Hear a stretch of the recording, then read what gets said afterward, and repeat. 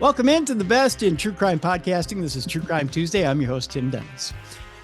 Every once in a while, I like to veer off and we go from true crime, we go into the area of fiction. I read a wonderful book today. In fact, I have it actually this weekend. I have it right in front of me right here. It's called The Closeup, and it's by Pip Drysdale, who is our guest today. And boy, I tell you, it's a great thriller. It takes us to the area of Hollywood and to the area of, put it this way, it's the area of where things don't quite appear as they are. And I love thrillers like this. I love thrillers where it kind of takes the shine and the sheen off of things. It gives you the real world as it appears, right? I think we like to get caught up in, the glamour and the glitz of things and think that people have life kind of by the tail and that everybody's living life a lot better than we are. And it's funny how we like to think that, well, everybody's got it better than we do. Pip has done a wonderful job in this book of showing us that not only sometimes do people not have it as good as we do, but maybe people are a little bit more nefarious than we would like to think. She shows us about a lot about people's duality. So we've brought Pip in today to talk about the book, which is out today. And I encourage you to go get this book. It's a wonderful book, a wonderful story. We're going to talk about it here in the program today. Our guest today, Pip Drysdale, is an author, musician, and actor. She grew up in Africa, Canada, and Australia, and became an adult in New York and London, and lives on a steady diet of coffee, dreams, and literature. What else do you need, really? Four of her previous novels, The Sunday Girl, The Strangers We Know, The Paris Affair, and The Next Girl, have been bestsellers in Australia. And we have links to Pip in the description of this program, so you can get to know her a little bit better as well. We're going to get to know her right now, ladies and gentlemen. Let's welcome into True Crime Tuesday, Pip Drysdale. Hi, Pip. How are you today? Hey, I'm good. Thank you. Thanks so much for having me. Well, thank you so much for being here. I tell you, I thoroughly enjoyed this novel. The character of Zoe is such a bright character, who's really kind of full of those hopes and dreams that we all have initially. And, I got to just relate it to my own experience, right? When I first got into radio, I had this idea that, you get in, you work hard, you're just going to climb the ladder and you're going to become this great success one day. Right. Yeah. I think what we all think about everything. Right. You just think, it's not really how it works. Right. No, you just think, well, I'm just going to step up to the plate. Everyone's going to love me. And that's going to be it. And I can see bright lights and cameras and red carpets, and why not? Yeah. Right? You just grab it by the tail and here I go. Right. You just jump on that shooting star. And then you quickly realize that, well, there's a lot more work to it. And then there's opportunity, and then there's networking. And then there's really the way the other side lives. Let me ask you about your own experience first, and then we'll get into The Closeup, which, again, like I said, it's a wonderful, wonderful novel.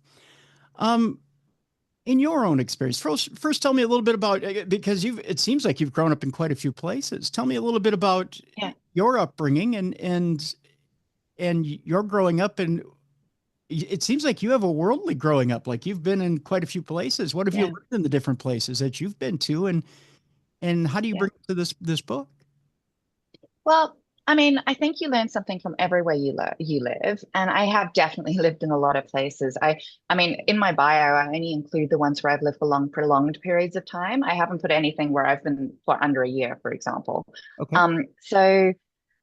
And I think that through moving around so much, you learn a few things, one of which, especially when you're a child, because those first ones were all when I was a kid, so I was moving school a lot, is you learn quite quickly how to figure a place out and how to figure out what's different about that place compared with other places, and how the people work and what's similar, what's different.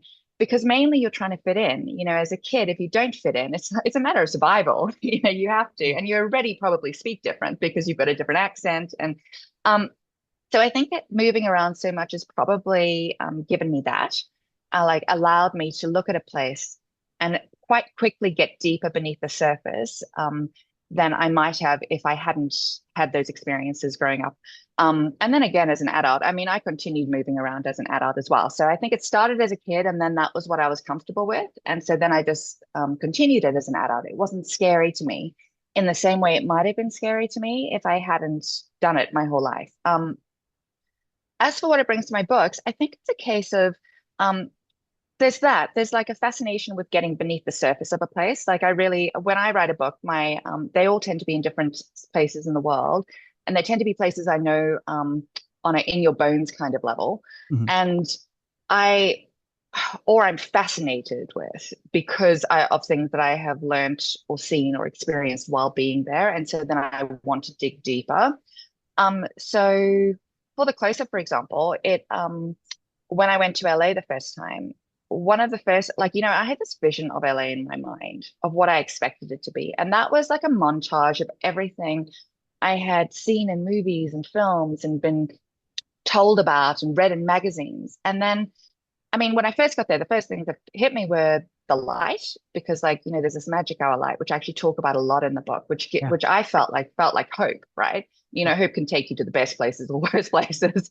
Yeah. Um, but also it was just like, and there was something in the air. It felt to me like dreams could come true here. And I really wanted to, but then I got to know the place a bit more, and I realized that there was a lot more going on beneath the surface, things that I would never have thought about, or people were really living really regular lives there as well. Not everyone is some superstar or trying to be a superstar. Like a lot of people just like work in banks or florists or whatever. So I wanted to create that comparison between the version of LA I had in my mind and the version that actually existed, which kind of played into the whole theme of appearance and reality. So yeah. You do a beautiful job of breaking down the duality of Los Angeles. And it really is, I mean, you Yeah. point out, the homelessness. There's a lot of homelessness in LA. There's a lot Yeah. of regular people trying to get by, but yet they do have those stars in their eyes. Everyone has that dream, Yeah. that dream that's up here, that's way above their heads. Yeah. That what, I still can do it. I still can make it. That you don't have in any other city in the world, right? Um, Yeah. what is it about that bone that's out there in Los Angeles that you don't have in New York, say because you have Broadway in New York, or even Yeah. Chicago or any other city in the US that exists in Los Angeles? Well, why is it that that carrot is there and that people still think that that dream is still there, even if they're homeless and down and out in LA? Why is it that that dream still exists for them? I think because the entire place is kind of built on dreams. Like, you're driving along and, I don't know if, I mean, maybe you've seen it, but like there was that really old TV show. I think it's from like the 60s or something. And it's got like MASH, like it was called MASH. And, they have those visuals where they're flying over and they're supposed to be somewhere overseas. But you look at the scenery as you're driving along one of the major roads there, and you're like, that's where they filmed that. There's Mhm. like, it's almost like you've stepped into a set. Yeah. And there's so much icon, like, when you go to the beaches, you have a look at those little, I don't even know what they call the watchtowers, and you recognize them from Baywatch. And so because you're surrounded by these, or you go to, I mean, when I was there and I was doing research for Zoe, I would walk from her home to her grocery store, and then Chateau Marmont was like right there in her eye line, and there were billboards everywhere. And I mean, I can see if I was living there, I would have big dreams too. I mean, I have big dreams and I live in Sydney. So like over there, I'd be completely and utterly, starstruck. So but one of the things I really wanted to work with the book was I really wanted to explore the darker side of dreams and the darker side of fame. And how, we all have this understanding of what things will be like, but then when you're actually thrust into it, it's it's never exactly what you think. Like no matter what it is that you get in life, no matter how great, there are always drawbacks. There are always things you couldn't possibly have anticipated. And so because I was talking about the dark side of fame, I really had to set it somewhere that to me was quintessentially a fame-based city. And to me, LA was just that. And when I went there, like I said, the light, the sense of hope in the air, it felt like that to me. So I don't think it's a coincidence that the movie industry set up in LA. I think it just like has that general feel to it if you're going to be all esoteric, you know? Yeah. Yeah. Um, I'm going to draw parallels here real quick between you and Zoe. So Yep, Zoe's an yep, author, and she's yep. writing novels. She's writing fiction. Yep. You yourself, of course, an author, very good one, and Oh, thank you. you're writing fiction as well. So I want to draw this parallel back to you in Yep, your career, in your writing career. Um, Obviously, you don't have to go to LA to write, and we'll talk yep, a little bit later about as to why Zoe feels she needs to go to LA to do this. Um, but I take it you're in Sydney, correct? And yes, you're writing from Sydney. So why is it? Why? I'll ask you this on your end. You can do this from anywhere in the yep. world now these days. You can be Mm. in any corner of the world, decide that you want to write from anywhere and get your prose or your inspiration from anywhere. Um, why Sydney? Why write from there? Or do you feel like you have to go somewhere to research, or do you feel like you can do your research from the internet? What is it that inspires you to write an individual novel at any particular time? Well, I definitely need to go to the place. To start with, I need to know the place. Like I need to have spent some time there before I even start writing it. I've done one where I didn't do that, and it was beyond tricky. Like usually, for example, I set one in New York, and so I based the girl in the apartment I used to live in when I was there, because then I can immediately base myself there. I can immediately see her walking down the stairs. I know what she sees out the window, and that for me helps me to imagine what could possibly happen. You know, Mhm. for Paris, I did the same thing. I went there and I spent. I mean, I'd spent time there before a few times, but I went there to do research and spent an entire 3 months alone in an apartment exactly like hers. So I knew exactly where the roof was, exactly what I could see from the window, exactly, you know, which also is quite good because when someone on Goodreads goes, well, that doesn't make sense that this part of the roof is like this and this part of the roof is like that, I can go, well, I live there. I can tell you that's exactly how it is. You know, like Right.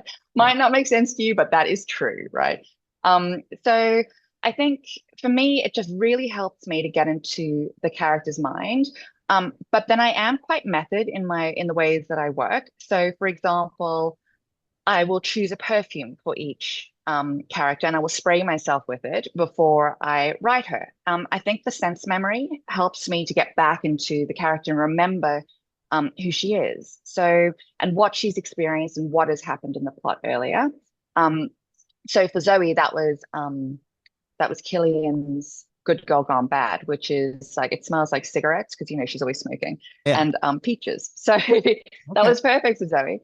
And so yeah, so what was the question again? I'm so sorry. I Well, think I've just like just gone off on a tangent. it So was a two-parter kind of. So you could write yeah, this from anywhere in the world, and you choose to live in Sydney, yep. but you also choose to go to different places to do your research. So I can't write. You see, yeah, I can't write from anywhere in the world. Like, I really very definitely need to know the place and spend time in the place and go back and research in the place. Like, I know lots of authors can do it through Google Maps and what have you, and there is a limit. Like, I can do some of it that way.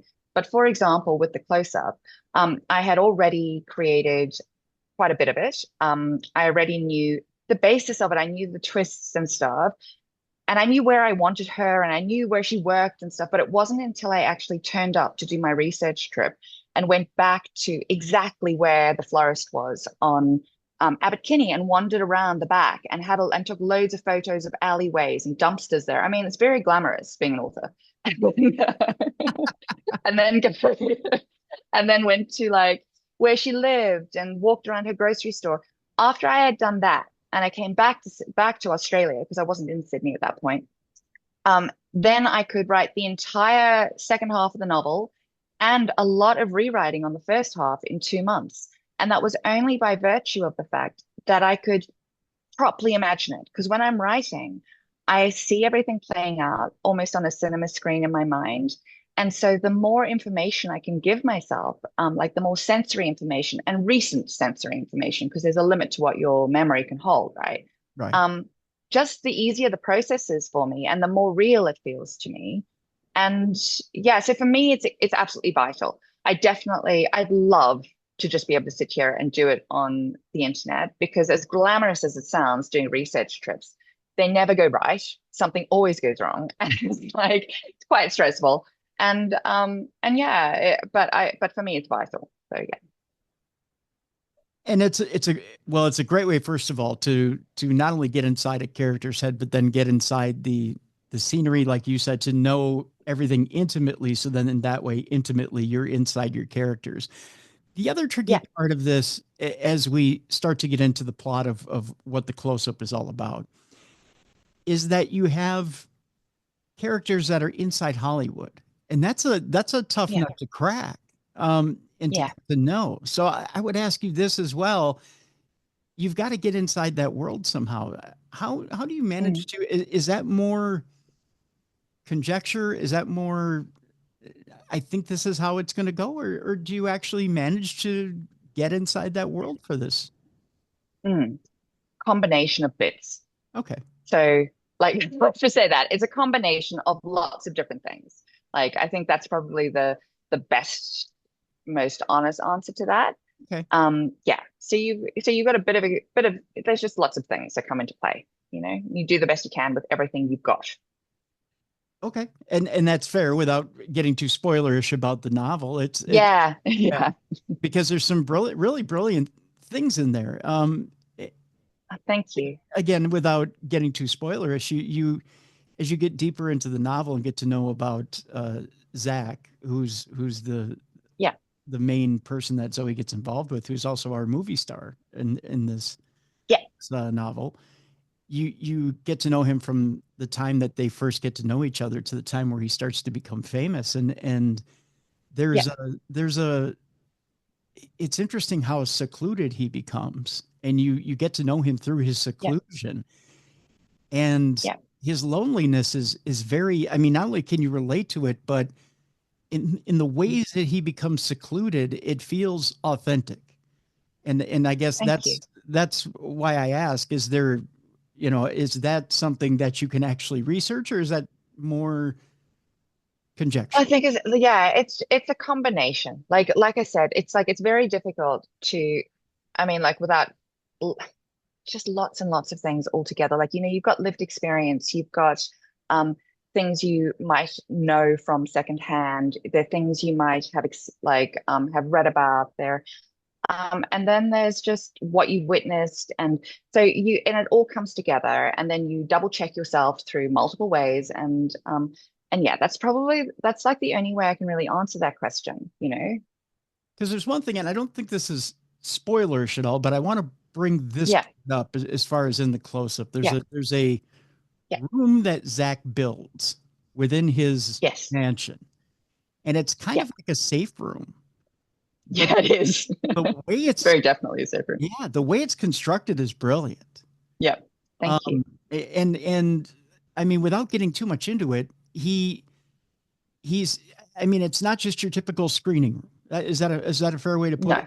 Yeah, it's definitely not just your typical screening room. Definitely not. And if I will, I'll turn it over to you to describe what you want to Yeah, describe out of it, because it's yep. really quite brilliant. Well, I mean, it's okay. I mean, like, we can say some stuff about it. Like, it's a safe room. So obviously he doesn't want anyone to be able to find it. So he has built it um in a way that people won't necessarily find it. So to start with, he has a door code. You have to know the code in order to get in.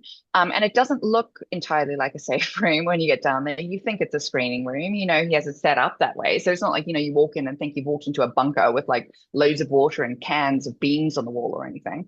It looks like a screening room, and it is built underneath his pool. So that means that it's just a little bit harder for someone to figure out exactly where it would be. But it's quite cool because you can press the remote control, and the thing comes back so you can see the pool above you. Yeah.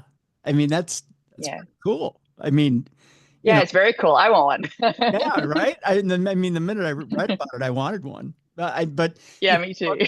you think about the kind of money that would go into it, the fact that you could see Yeah. the pool above you. Yeah, it's And very that cool. that in itself would probably run you a couple $1 million, I gotta think. Um, Probably. I have no idea what those things cost. I definitely don't have one myself. So well, yeah. You and me both. But yeah, I got to think that it's got to cost a pretty penny, but it's got to be pretty cool to have. Yeah. That's for sure. That's for sure. Yeah. I tell you what, Pip, we're going to take our break right here. When we come back, I want to get into Yep. the character of Zoe and Yep. Sure.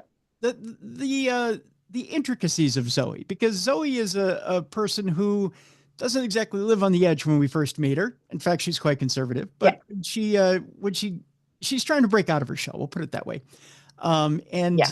she takes a leap, and we find out how Zach changes her life, so to speak, in more ways than one. Yep. And we'll get into the Yep. plot of the close-up when we come back. And we find Yep. out just why life isn't always greener on the other side. Again, the name of the book is The Close-Up. Our guest is Pip Drysdale, and we have links to it in the description of this program. I highly encourage you folks to go out and get this book. It's a wonderful thriller, and the ending, I promise you, is going to shock you. That's for sure. I was shocked and surprised by the ending of this book. And for all my true crime fans out there, I know some of you go, well, fiction, Tim, why are we dealing with fiction? Because sometimes a fictional thriller will shock you, surprise you, amaze you, stun you, and please you. And this one will do all of that. So, folks, I want you to go out and get it right now. We have a link in the description of this program. When we come back, more with Pip Drysdale, The Close-Up, right here on True Crime Tuesday.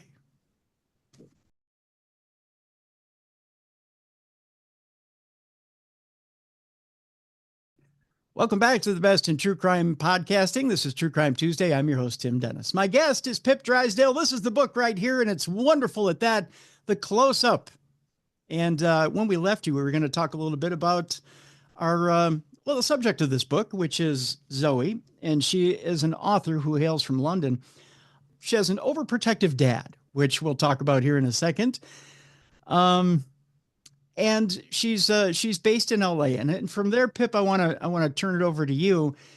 Yeah. Tell us a little bit about Zoe and why she's decided that LA is the place she needs to go to write her great, or actually to write her great American novel, so to speak, or her great Yeah. book. And at this point in this book, The Close-Up, she's already written one book. And tell us a little bit about where we're at in this story with what she's written and why there's so much desperation on her part. Okay, so Zoe got this massive $1 million deal, which is everyone's dream, and you think it can't possibly be bad, right? So she gets this $1 million deal for 2 books, and she gets paid. The way that book deals work is you get paid usually half up front for both books, and then you get paid in increments going forward. So something on delivery, something on publication, and then for the second book, delivery and publication. Now for Zoe, she got paid half up front and promptly lived on it, and tried to do everything she could to get into her writer's brain, because she was blocked when she was writing her first book. And she finally finishes it, but it's late. And so that has thrown the publisher's calendars completely out, and it comes out and it totally bombs. And this is just nothing she really anticipated, because she got such a huge advance and everyone was telling her she was going to be the next big thing. And her agent was promising her everything would be amazing, because it looked like it was going to be, right? So she's completely paralyzed by this. She can't bring herself to write another one, because every time she tries to write it, she thinks it's terrible. All she can hear in her head are like the few bad reviews she got. I mean, mainly they were good, but the few bad ones, because I think that everyone, that's what we do, isn't it? We remember the bad things. Yeah. And so she's desperate to write this next book. And when we meet, when she re-hooks up with Zach again, 3 years after they first hooked up, everything's changed. Like when they first met, she was like this big up and coming star, and he was like a nobody who just wanted to be an actor. But now she's got this bomb book, and he is this massive star with PR people and paparazzi and fans. And she's thinking, when she reconnects with him, her writer's block kind of lifts, and she has this idea, like maybe she could write a book about them and about like what goes on behind the celebrity curtain. And she doesn't really want to do the wrong thing by Zach, but she pitches it to her agent, and her agent's like, great, go for it. And her agent's about to drop her at this point. So, she's just desperate. She thinks, well, if I'm not a writer, what am I? So yeah, that's why she starts writing that book about Zach. And the reason that she's in LA to start with is that when she got the big book deal, they sold the film rights ahead of the release and everything, and she was going to be an executive producer on her TV show. So she comes over to LA so she can be part of that, which never actually eventuates. But she's thinking to herself, I have to jump on this opportunity. That's on the outside. On the inside, the reason that she does it is because in London, it's a very class-based system there. So you've got people who've gone to sort of Harrow and Eton, and they tend to, if you look at bestsellers over there, a lot of people who become novelists over there, I mean, not all, but a lot have got that education and that network. And she feels really held back by that. She feels really held back because she didn't do that. She sees LA as this place where you can turn up with just like talent and a dream and drive and make it happen. And she just like, she wants that for herself. And so you see that it's kind of twofold. And plus she kind of wants to get away from her dad because her dad is a single parent and he's fantastic. But she sees him as this kind of emblem of mediocrity because she sees him as having settled and having never really strived for anything. And as her mother left when she was really young and is probably out there living this fantastic life, I think, if you're going to have to pick between the two, you're like, I want to be like her, especially because you'd have that sense of abandonment. Like, I don't really go into that in the book. She just says one line about, I probably have a wound around that, but I've got too much going on to think about it. But like on a deep level, on the things you don't see in the novel, that's what's going on with her. You do put it quite in different areas in the book quite eloquently that her dad is the one that kind of the leash, he'll send her articles about bad things that happen in LA or I really want Isn't that dad's? Yeah, it is, isn't it? Right. And I really want you to come home. Think about coming home. And he keeps egging around about, think about coming home, sweetie. Think about coming home.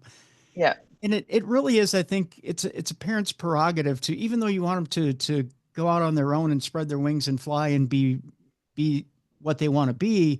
At the same time, you want to keep them under that protective bubble, which is the perfect conundrum of every parent, right? And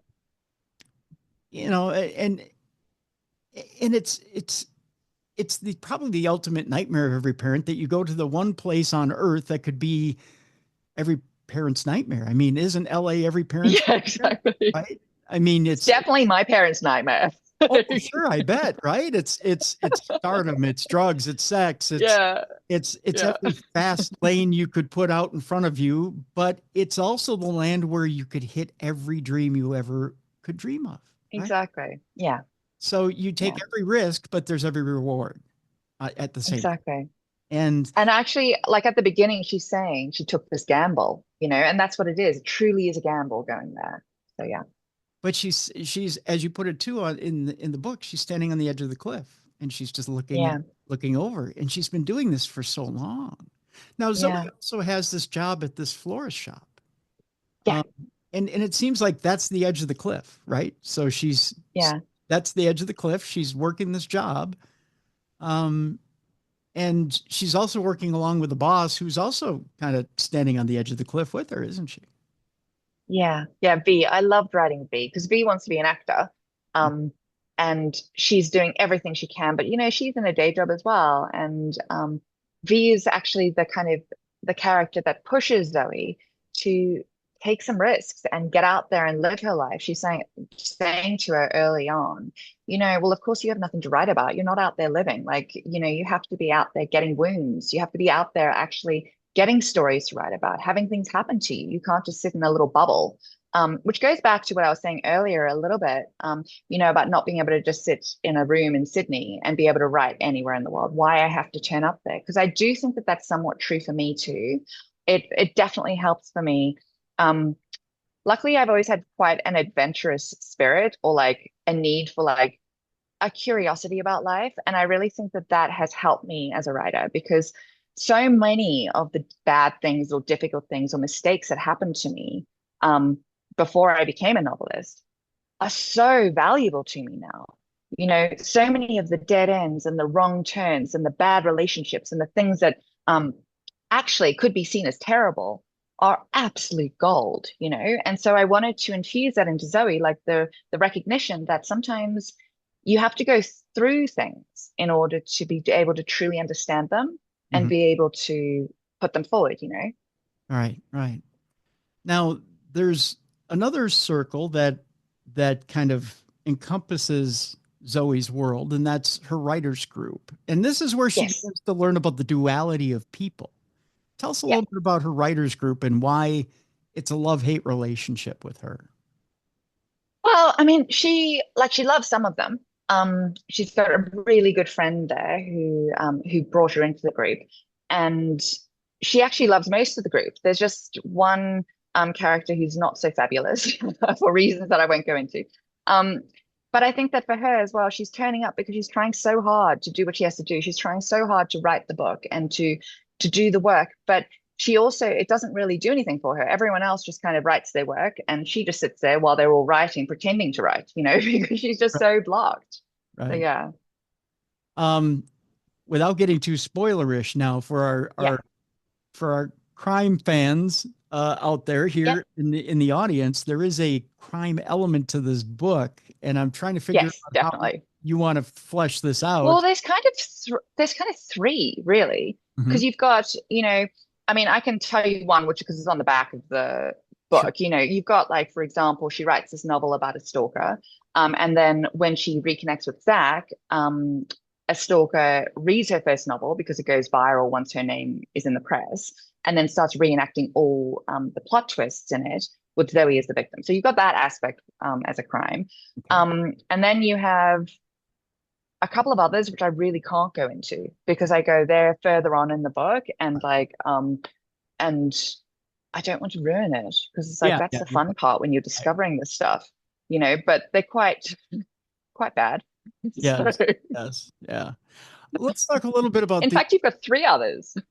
right. You do. You have three others. Let's You talk do. a little bit about the stalker that is after Yeah. Zoe at the beginning of the Yeah.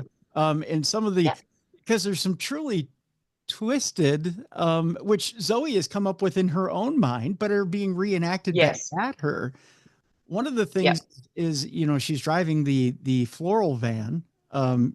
back to her home. It's being lent to her by V because she gives up her own car.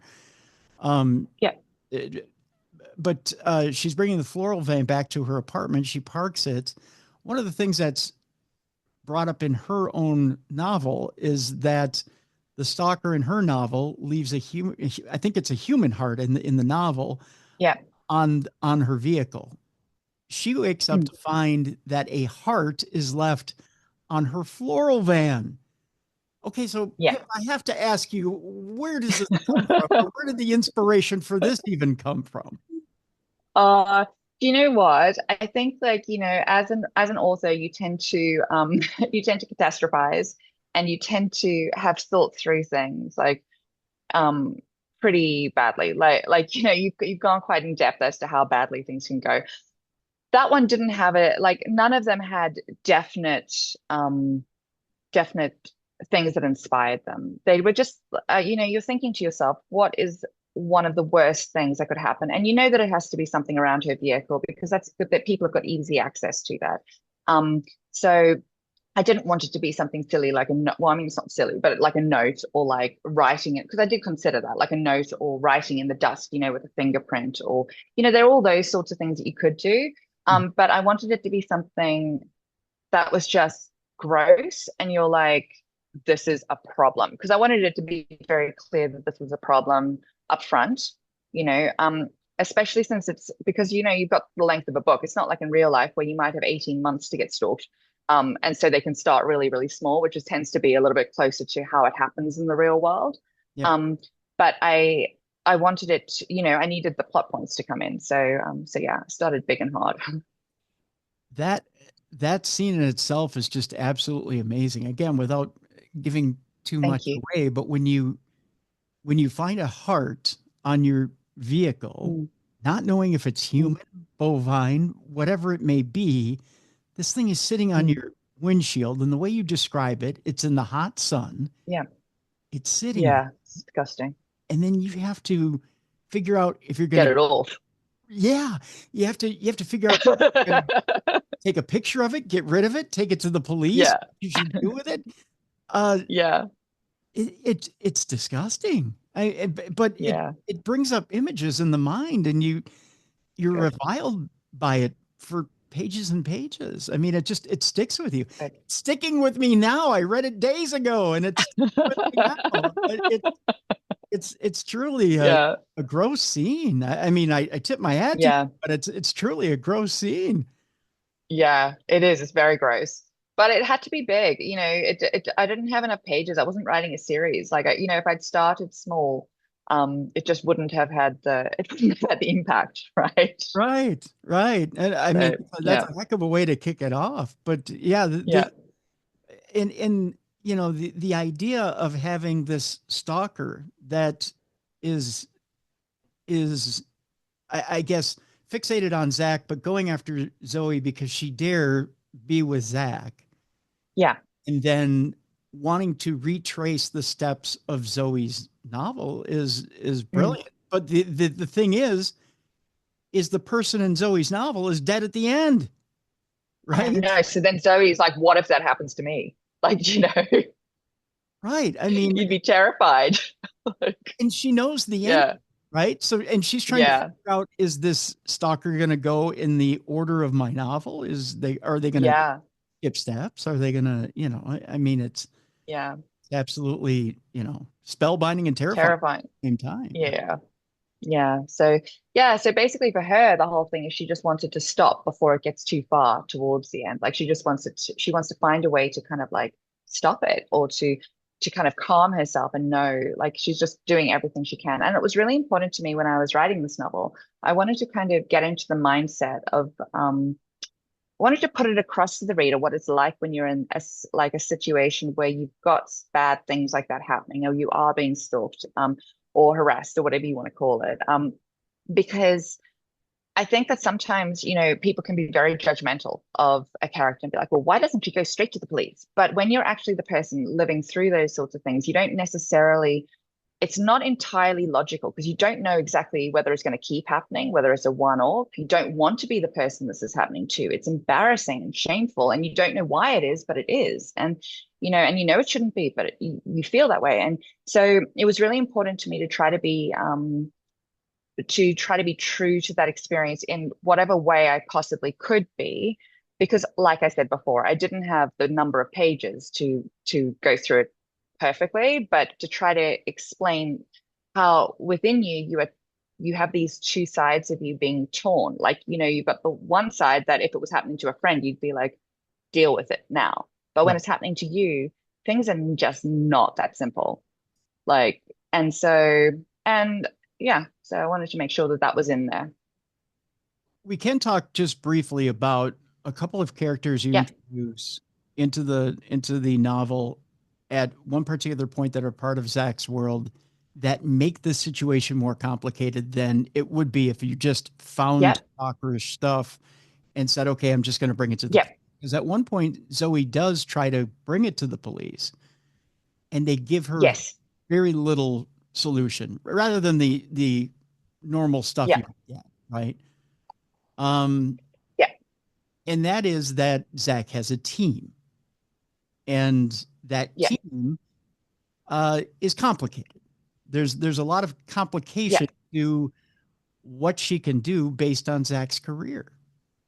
Uh, how much yeah, can how much would you like to talk about this team? Because it seems to me that I mean he's got his manager, of course, Brian, who is yeah, working things around the scenes. He's got his PR person, Geraldine, who wants things a certain way, and yeah, he's got Amy as well, and then he has a fixer named Carlos who is a yeah, security person. It's a security person, yes, and yeah, basically Zach says, "I will give you Carlos to keep you safe. Don't worry about it. Carlos will look yeah, after." Now, yeah, if he says, "Don't go to the police, have Carlos will take care of you," yeah. doesn't that seem confusing? Well, not really, because the police weren't helping her. It's like, the police had just come out and he texts her and he goes like, well, what did they say? Because she sends him a photo of the heart and the police go, And Zach says, well, what did they say? And she says, well, they can't do anything. So he says, well, come over here right now. I might be able to help you. And he's trying to protect her. So he gets Carlos to protect her, you know. But at the same time, Carlos can't be everywhere at the same time. You know, I mean, he can't be here and there. And No. she's delivering things as a florist, and she's going to businesses and homes, and I mean, everywhere, right? I know. Well, it's very dangerous. And I mean, like, that's the experience. So if you are experiencing stalking or something like that, like, it's not, you know, you go to the police, and if you know exactly who it is, then yeah, they can go talk to them. But in Zoe's case, she doesn't know who it is. It's just, and she's just recently been in the press. And so, you know, and there's a photo in the press that can identify where she lived, and they know where she works, so they could easily have found her van. And, you know, there's so many, and her phone number has been leaked online. And so there's so many things that make her a target to anyone. And part of the reason that I wanted her to go viral with her first novel was I wanted everyone to have that available to them. So suddenly the number of people that might be doing it to her has multiplied. It's no longer just, you know, people she might know, or it's like, you know, the entire world could potentially be doing it. Probably someone in LA because they turn up to put a heart in a windscreen. But like, and so, I mean, I suppose it's a case of, well, the police aren't going to do anything. And so at least Carlos is doing something, you know, like, because what's the alternative really? Like, what else does she have? Yeah, right. I tell you, folks, from there, it gets tangled. There's as to who this stalker is, how this whole thing ends up, and the surprise twist ending that will shock you. I encourage you to read this. I got goosebumps thinking about it. Here it is right here. The close-up. Pip Drysdale is our guest, and we have a link to it in the description of this program. I encourage you to go get it. It's a quick read. Again, I read it in 2 sittings. That was it, Pip. I had to stop because that's awesome. Thank you. Eventually I had to eat something. I had to eat dinner. Other than that, I finished it in 2 sittings. So that's great. It went very quickly. So I want to encourage everybody to go get this book. It's a wonderful book. It's a wonderful story. And you're going to be shocked. And I think at the end of the book, you're going to go, wow, it's a very accurate reflection of society at the end. I really wanted that. Like, I was really important to me that was the exact reaction. Wow. And like, to be honest, on Goodreads, you know, you try not to look at them, but you can't help it. Especially at the beginning when people are first reading it. And a lot of them have started with wow. And that was exactly what I wanted. I really wanted people to read, particularly that very last line, and go, yeah, you know, like, so I'm glad you had that reaction. Thank you. Yeah, I did. I at the very end of it, I went, wow. And then I went, are you kidding me? Because I went, it was like, it figures because it was a very, very accurate depiction of today's society. I couldn't. Thank you. That's all I can say without spoiling anything. But yeah, I was pleasantly surprised by the entire book. So again, the close-up. Thank you so much. Thank you, Pip. I appreciate it. The close-up is the name of the book. Pip Drysdale is our guest. And again, the link is in the description of this program. Folks, we're going to lighten things up a little bit. It's time now for us to bring in Jessicafreeburg. It's time now for Dumb Crimes and Stupid Criminals. It's Crayon News story time.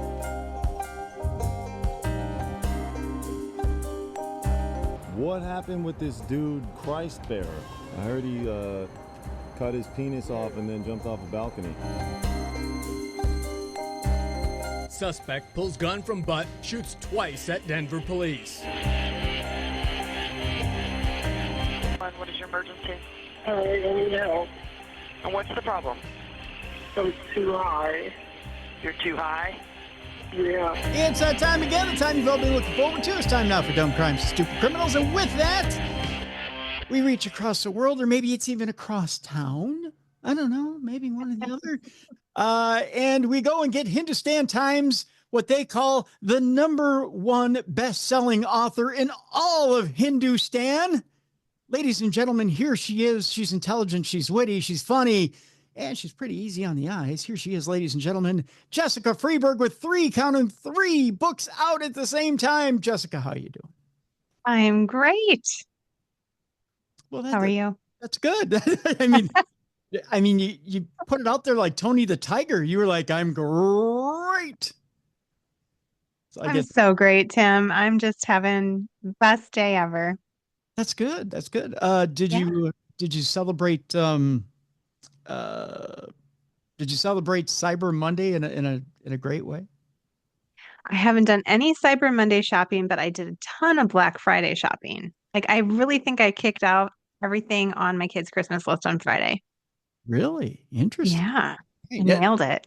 Cyber deals are pretty good. That's for sure. You can do some pretty good stuff with Cyber Monday. That's for sure. When we went to the Mall of America, which was bananas. Black Friday. Yeah, we went in Black Friday, and I did most of my shopping online because most of the sales were the same online as they were in the stores. Yeah. But we did brave the stores. We just didn't buy very much there. Hmm. Mostly because the lines were terrible. I mean, the lines were like a day long. I'm getting more done online than I do in person now. I've become more of a hermit. I don't know what it is, but yeah, I've become more of a insular person. I don't brave the stores much anymore. Maybe that's bad for the death of retail, but I'm finding myself more bring it to me. I'd rather have you bring it to me than me go to the store. But yeah, we have a steady stream of delivery men coming to our house to drop stuff off at our doorstep. yeah. It's just I think it's not only easier, but if they're going to make me pay the sales tax anyways, I might as well just have you drop it at my door. Yeah. Yeah. And I mean, I was kind of disappointed in just like the amount of inventory. So like there weren't the things that my kids wanted. So it was more like just try on for size and then I'll get you the color that you want online when I get home. So yeah, it seems like there's a better variety online too. Like sometimes I get disappointed when I go out to retail and there's something specific I know I want in here and I go out to retail and they don't have it. So yeah. Yeah. The one store that got us though was this little jewelry store that my girls like called Kendra Scott.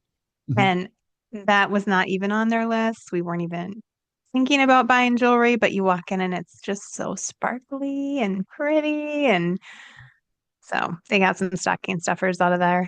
We're on sale. Got good deals on there, those things. So that's for sure. yeah. Before we get into the haha and the funny today, I do want to make one mention. A lot of people were very receptive and very nice about, unfortunately on Thanksgiving, we did lose Jerry Pauly, who's the host of Hillbilly Horror Stories. I got a small chance to talk to Tracy, his lovely widow, a little bit this weekend. She was very busy fielding messages from everybody. Of course, and she's shocked, she's stunned at losing Jerry. She does appreciate all the messages and the love and the support, and she's amazed at how much support she's getting. I want to encourage people, and I'm going to put it in the description of this program today. I'm going to continue to post the GoFundMe for Jerry and Tracy. There's going to be a lot of expenses with the ICU costs that were there. Of course, for those of you who don't know, Jerry, about a week and a half ago, collapsed at Creation Con. I believe it was Creation Con. Tracy had always wanted to go to Creation Con, and Jerry took her as kind of a surprise. And he was coming out of the parking lot. He had parked the car, and Tracy was waiting outside, or inside rather, for Jerry. And on his way back from the car to the building, he had collapsed, and Jerry had a pacemaker. He had had some issues with heart trouble and heart failure, and the pacemaker didn't kick in. It didn't restart his heart. Luckily, there were people there on the scene right there that had seen him collapse, tried to get him back and tried to revive him while they were waiting for EMTs. But neither the people there nor the EMTs could get his heart started and keep it started while he was getting to the hospital. They did get him to the hospital. They got his heart restarted. They got him in a medically induced coma. He had woke up, I think it was either Tuesday or Wednesday, somewhere in there, out of the medically induced coma. They took him off the ventilator. He was awake long enough to tell Tracy, I don't have a good feeling about this. I want to prepare you for the end. Such a nightmare. It was heartbreaking. And then he passed away Thursday morning, which, I mean, I don't know what type of scenario you prefer in that case, whether you prefer that person slips away in their sleep or whether they actually come back and say, I want to prepare you for the end. Either way, it's a sad situation. So sad. But Jerry, I told Tracy in my message to her how much I love and appreciate both of them for everything they've done for this program and for our audience, and that we'll continue to be there for them for whatever they need. So I want to continue this week to post the GoFundMe for them. There's going to be plenty of expenses that they need. Of course, there's, internment for Jerry as well to pay for. So anything you can do. I know it's a holiday season and everybody's got people to shop for and whatnot, but if you have an extra $5 to $10 or whatever that you can help out the Pauly family with, it's greatly appreciated. So there you go. All right. Let's get to the business of the haha and the funny with dumb crimes, stupid criminals. We have quite a bit. Speaking of, we've got a turkey sound effect here, so I don't know if you can hear it or not. But there's a little turkey in the background. Whoop! I can't hear you. No, you couldn't hear the turkey? I can't hear you right now. Oh, there you are. Yeah. Okay. Okay. So basically, we start off with a driver who misunderstood the phrase "over the river and through the woods" when they were going to Grandma's house on Thursday. Essentially, what happened here, Jess, was it wasn't good. We're going to a place called Marbletown, where the driver of an SUV who attempted to take a shortcut through Esopus Creek in the pre-dawn hours of Thanksgiving did not have the same success as the SUVs performing the same feat in TV commercials, showing the off-road capabilities of their vehicles. You probably don't want to take it off-road if you're going to Grandma's house, that's for sure. This is in mid-Hudson in the Hudson Valley in New York, by the way. The attempt was so unsuccessful that the Ulster County Sheriff's Office had to rescue the occupants on Thursday and had to pull the SUV out of the water on Friday. So essentially, choom, right into the drink. According to the Sheriff's Office, on November 28th, at approximately 2:28 a.m., deputies responded to a report of a vehicle submerged in the Esopus Creek near Fording Place Road in the town of Marbletown. Upon arrival, they located the driver and a passenger, both of whom safely reached the shore before deputies arrived. Given the time of day and the weather, a decision was made to leave the vehicle partially submerged in the creek until Friday.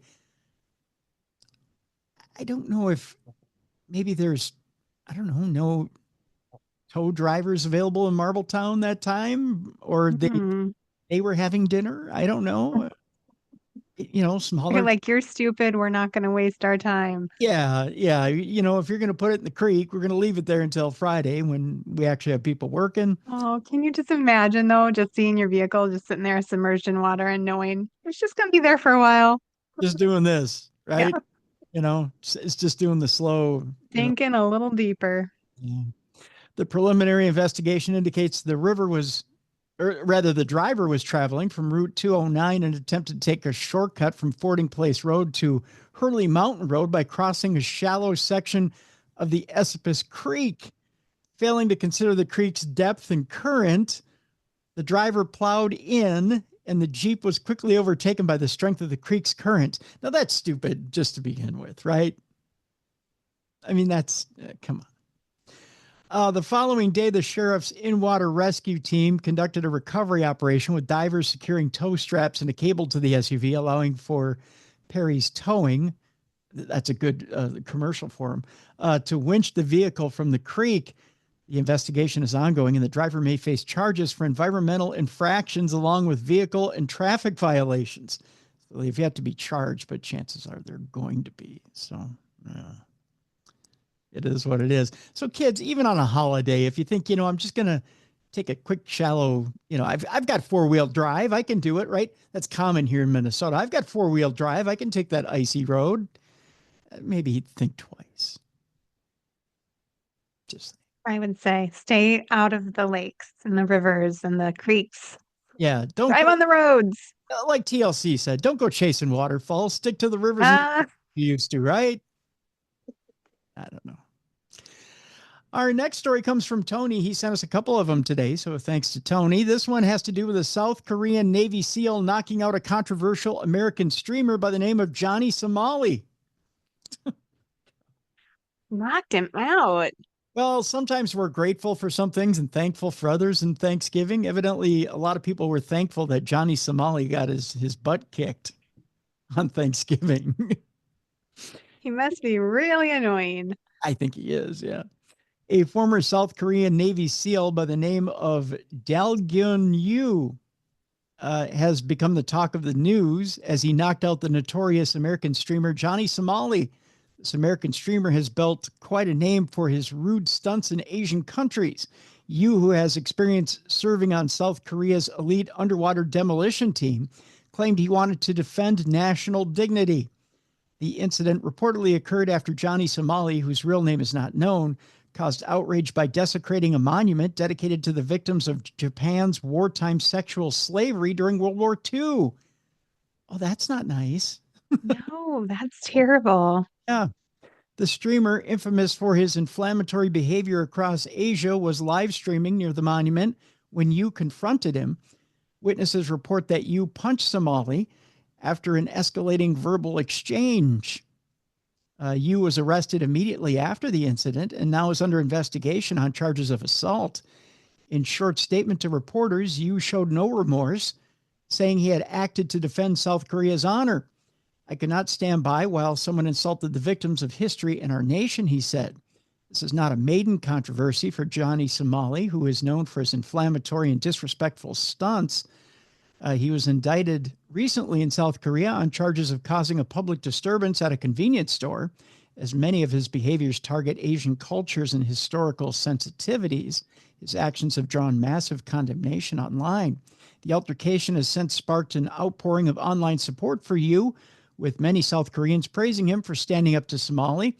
On social media, some called for harsher penalties against the streamer, who they accused of exploiting freedom of speech for financial gain while showing disrespect for local customs and history. Authorities have not said whether Johnny Somali will face any other charges over his actions or whether Yu will be formally indicted on charges of assault. The incident has, meanwhile, revived debates about the limits of free expression, the exploitation of cultural sensitivities for internet fame, and the role of individuals in defending national pride. Johnny Somali has not commented on the incident as of yet. You know, what's the saying? Do stuff with stupid stuff, win stupid prizes, or I don't remember what it is, or say stupid stuff, get stupid prizes, or Seems fair. yeah, something like that. Yeah, there's a limit to free speech. I mean, you know, there's such a thing as free speech, but stupid speech gets you fired, Yeah. you know? I don't think free speech was intended for you just to walk around being a raging asshole. Like that wasn't the point. Yeah, that's a better saying. Yeah, free speech doesn't entitle you to be a stupid asshole. That's a good way of putting it. Let's see here. This next story was sent to me by a listener as well. A dentist is suspected of poisoning his wife and is now accused of plotting to kill a cop from behind bars. This guy's hitting the stupid criminal trifecta. I think He gets a prize for that. yes. Yeah, I think the prize is more time behind bars. That's for sure, Jess. James Craig, the Colorado dentist who has been accused of poisoning and killing his wife, has now been charged with allegedly plotting the murder of a detective working on his case. Craig was charged with the murder of his wife, Angela, who died in 2023. Prosecutors said Craig used lethal doses of cyanide and tetrahydrozoline to poison his wife, Angela, who was 43 years of age. His trial was slated to begin this week with jury selection, but has now been put on indefinite hold after his attorney abruptly withdrew from the case. Shortly after his attorney left, prosecutors filed 2 new charges against Craig, including one for murder solicitation.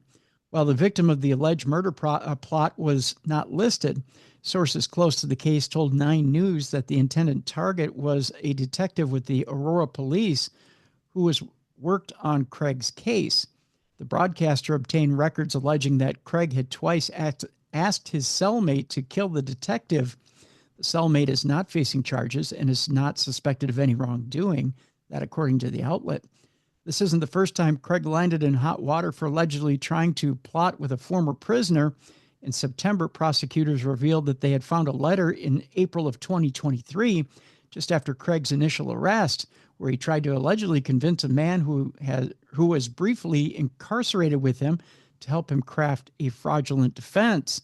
The scheme was complicated, according to prosecutors. Craig wanted the former inmate to find some attractive, and this is a quote, attractive 25 to 45-year-old females, and to convince one to pose as his former mistress. The fake mistress would have been instructed to weave a tale about how she and Craig were together, but he called it off out of a sense of loyalty to Angela, his wife.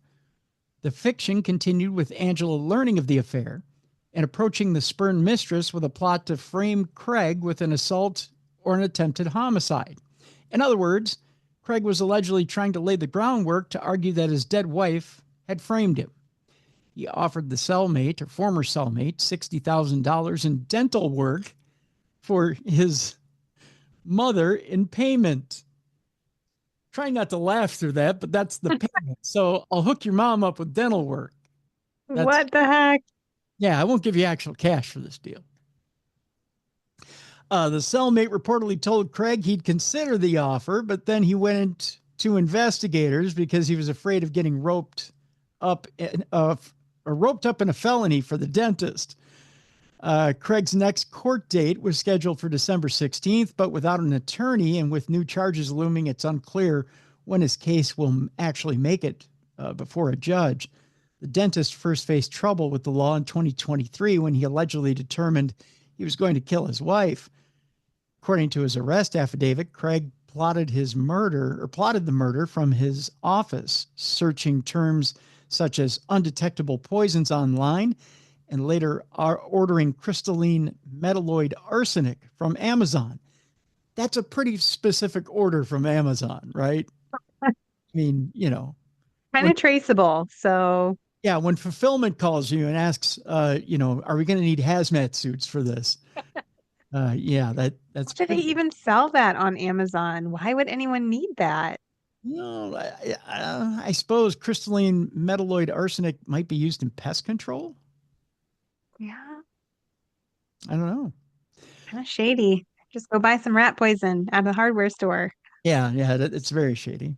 5 days before Angela died, Craig received a package at his office containing the potassium cyanide, but an office worker opened the item and saw its contents, including a bright biohazard sticker. On March 6th, 9th, and 15th, Angela fell ill and went to the hospital to seek treatment.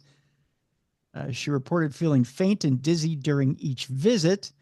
By her third visit, Aurora police were beginning to become suspicious of what kept putting her in the hospital. Angela then died on March 18th.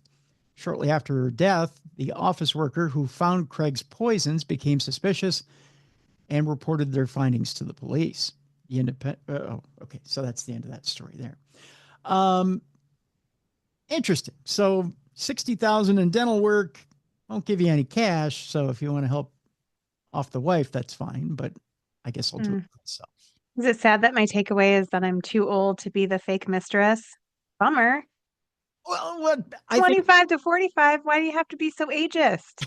I think you'd pass. Yeah, I'd take you for 35. All right. Yeah. That's why I keep coming on this show, Tim. Thank you. Yeah. See? I was a little offended there. No, don't be offended. No.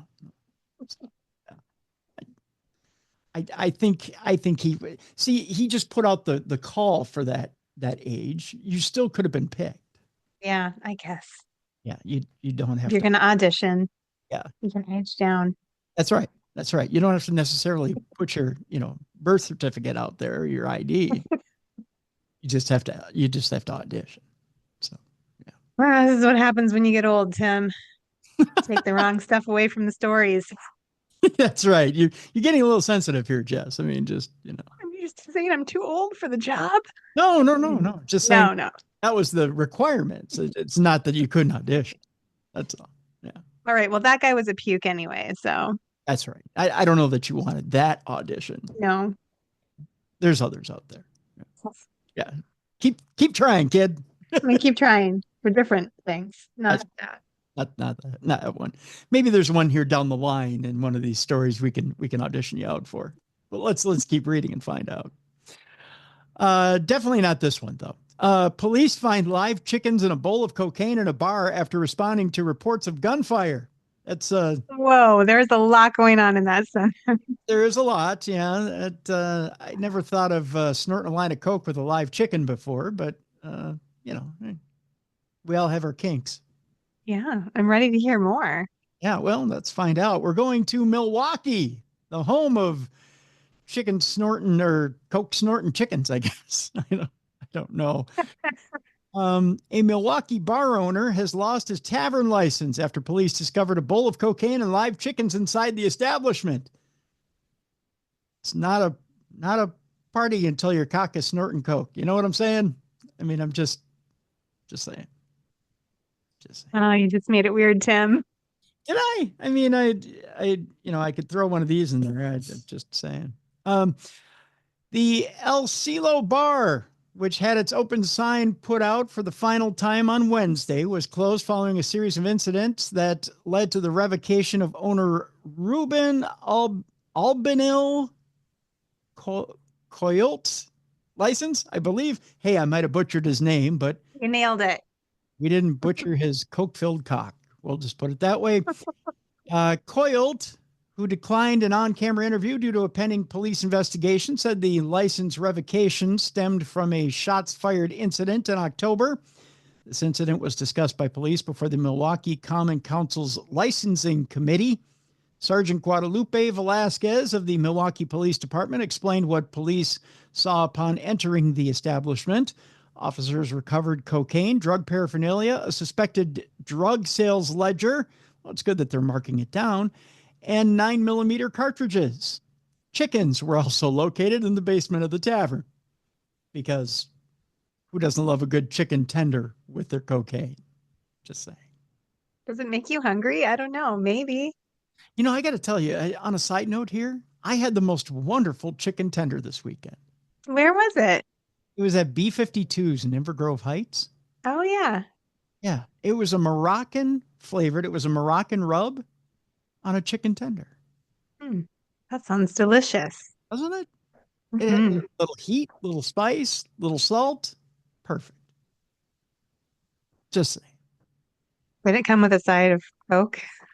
Yes, it did. I had to do a line of Coke off the waitress's ass beforehand, but hey, it was a Moroccan. No, it came with ranch. Oh. You had your choice of blue cheese or ranch, but I took ranch. I'm not that. You're not that brave. Not that brave. I'm not a blue cheese guy. Blue cheese smells like feet to me. I can't. No. Okay, you can have ranch, blue cheese, or cocaine. What do you pick, Tim? Well. I'll take the ranch. Ranch because I got to drive home. Yeah. Just saying. I don't want to be that wired. Coyote was accused of shooting a gun out of a window, a claim he denied, stating that he doesn't own a gun. Doesn't mean he didn't shoot it. He also denied ownership of the cocaine found by police because he didn't snort it, evidently. However, Coyote did admit to raising chickens in the basement near the beer storage, explaining to council members that he planned to eat them. This is the most logical thing I could think of. Yeah, those are my chickens. I raised them near the beer. I have names for them as well. Council member. Beer batter him later. That's right. See, now you're thinking. Yeah. Beer near the chickens are near the beer, so I can beer batter them. It's all right there. See, it's called logistics, Tim. Logistics. You got it, Jess. Council member Jocasta Zamarpia, I believe, sure, questioned Coyote about the chickens, asking the chickens that were located in the basement of the tavern, why were they there? Coyote said 2 words: for eat. Just for eat. Or eat. Yeah. Samariapa? Yeah. Said, so you killed them in the basement. Kyle then said, not the basement, in my house. I live in the upstairs. Oh. Yeah. So live in the basement in the upstairs. Mm. Yeah. Ultimately, the combination of cocaine, shots fired, noise complaints, and the presence of chickens led the alderman to revoke the license. Jose Perez, the Milwaukee alderman, Common Council president, said, I just think he knows better than to get into trouble he's gotten into. So I think the record speaks for itself, but I agree it's difficult to support this license. The chickens were taken by police to a local animal control facility where they enjoyed them with a slight breading and some greens. So, yeah. A little Moroccan rub. A little Moroccan rub. Let me tell you, it's delicious, Jess. Oh, that Moroccan rub, I tell you. Probably I'll go back. Probably a nice meaty tender too. I mean, it was no little, no gristle, no nothing. It was white meat right off the breast. Sounds delicious. Wonderful. By the way, one of the chickens was euthanized due to its condition, while the others were returned to coyote. So, Return to coyote. sounds like a movie. Return to That coyote. sounds like a bad fate either way. Return to coyote, I think, was a Clint Eastwood movie, if I remember. Oh, So we got him back, huh? Yeah, you got him back eventually. So I feel a sequel coming. I do too. Chicken and cocks. That's your sequel. Chicken, cocks, and cocaine. Chicken, cocks, and cocaine. Coked up cocks. We're going to, speaking of drugged up things, we're going to the airport now. We're going to LAX, where all the rage this Christmas is meth caked clothing. Oh gosh. So you want to get the kids something for Christmas. Get them that meth caked clothing, evidently. You suppose that's on sale today? It is. It's 50% off at the store there at the airport. Especially if you're at LAX. A man was arrested at LAX after allegedly checking suitcases filled with over 70 pounds of meth-caked clothing. By the way, Jess, this is what it looks like when your clothes are caked with meth. That, Ooh. Yeah. Like it snowed in there. Like it's something in there. Yeah. Ugh. I don't imagine how bad that smells. That chemical smell. Ugh. Yeah, I have no concept of what meth would smell like, but I imagine it would be nasty. Yeah, like Drano. A California man was arrested at LAX after he allegedly tried to check 2 suitcases containing more than 70 pounds of clothing caked in methamphetamine, including a cow pajama onesie. Oh, why do you got to do that to your onesie? I know, right? On a flight to Australia, that according to federal prosecutors. Raj Matharu checked 2 suitcases, one pink and one gray, on his November 6th United Airlines flight bound for Sydney. According to a criminal complaint filed in the Central District of California, the screening officers who x-rayed the luggage noticed some irregularities, and upon further inspection found more than a dozen light-colored clothing items that were stiff and covered in white powder, which later tested positive for methamphetamine. That, according to a statement from the U.S. Attorney's Office, among the clothing was a flannel cow onesie. Law enforcement extracted more than 1 kilogram or 2 pounds of meth from the suitcases. Jeez. Matharu, who was intercepted at the gate and admitted to owning the suitcases, according to the court records, he was later arrested and charged with 1 count of possession with intent to distribute methamphetamine. CNN reached out to Matharu and his attorney for comment. U.S. Attorney Martin Estrada said in a statement, drug dealers are continually inventing creative ways to smuggle dangerous narcotics in pursuit of illicit profit. The clothing was likely washed in methamphetamine and left to dry, according to court records. Methamphetamine is a stimulant that has cold medicine like pseudoephedrine as a main ingredient, It is cooked or chemically changed into meth using ingredients that can include paint thinner, drain cleaner, and lithium from batteries, among other items, according to the U.S. Department of Justice. That mixture is then dried into pills, crystals, or powder. Matharu is free on $10,000 bond and is scheduled to be arraigned on Monday in Los Angeles. Interesting. So meth cake clothing. Remember that for the kids for Christmas there, Jess. I just ordered a few pairs of pajamas covered in meth. Some cow ones. Right, 50% off. I'm sure Logan has that on his list for Buy one, get one. buy one, get one. So there you go. We stay with the airlines, where a United Airlines passenger is seen violently attacking his own seat in a wild video. Got to thank Tony for this one. Again, it's another passenger gone wild. Get the duct tape.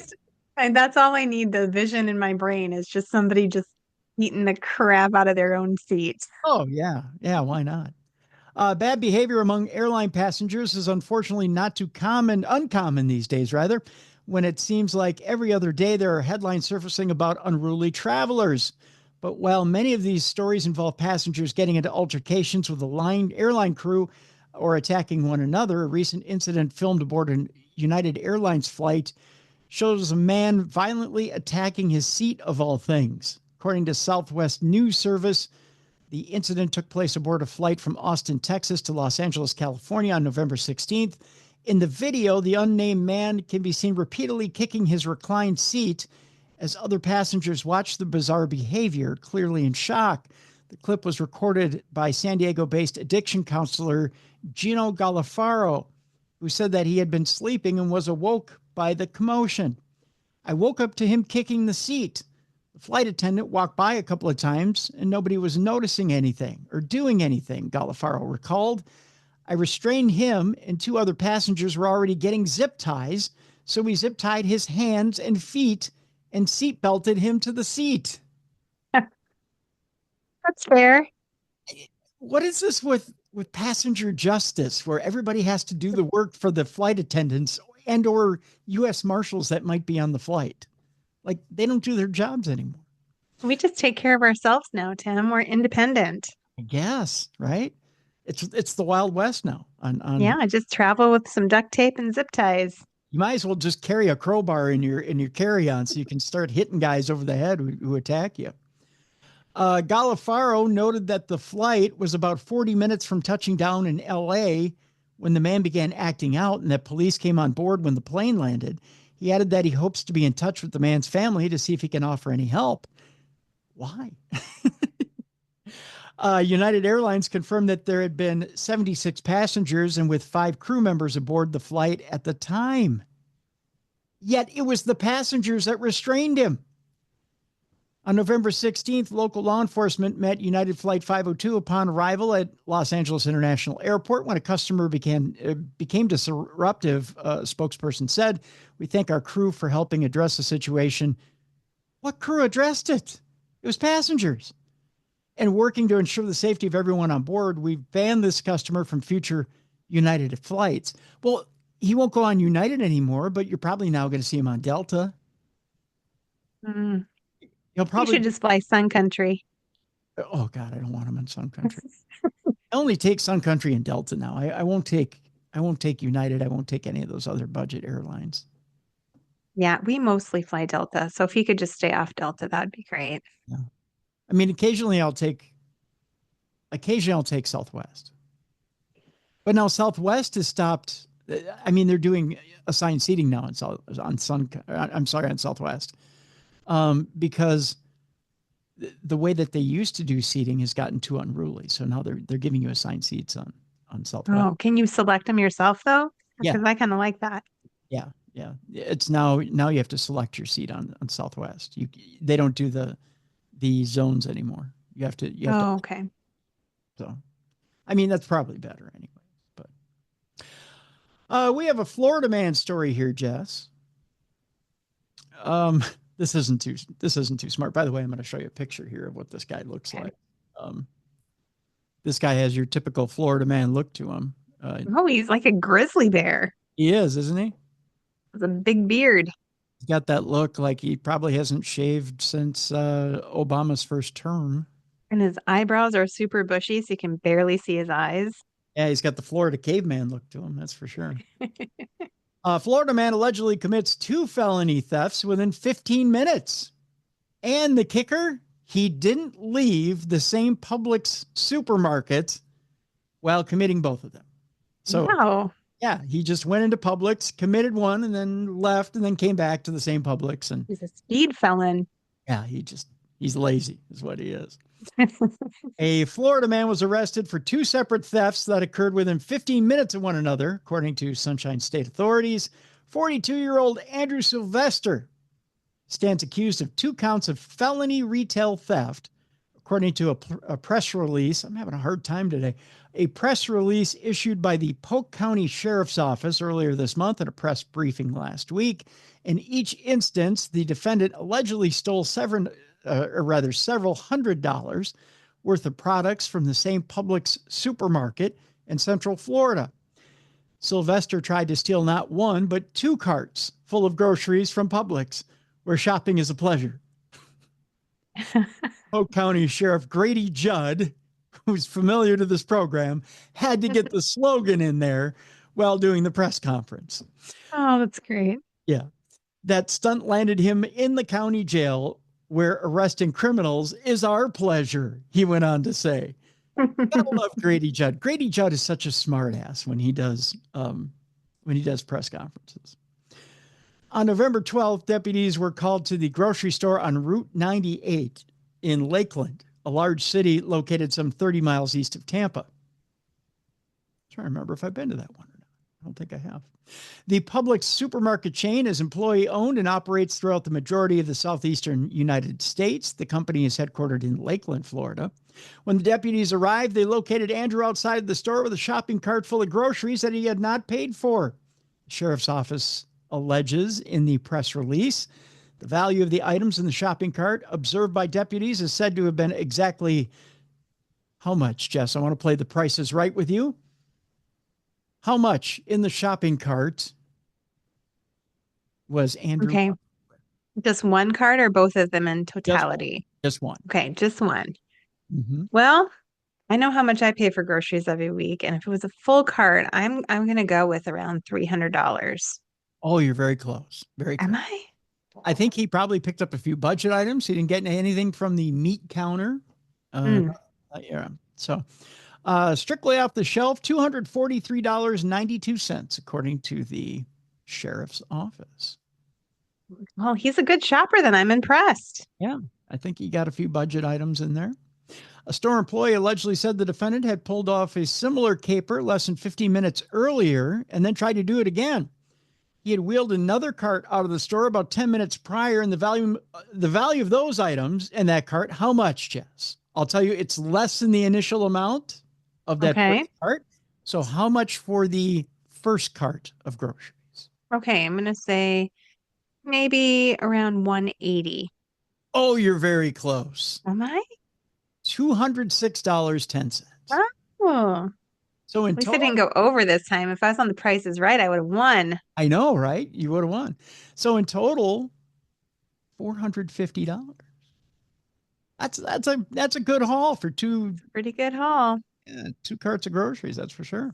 In sum, Sylvester is alleged to have attempted to steal a combined total value. I can do the announcer voice from Price is Right. So I can do the Johnny here. Total value, Drew, of $450. Good job, Tim. You have a future. Right. On our shopping showcase.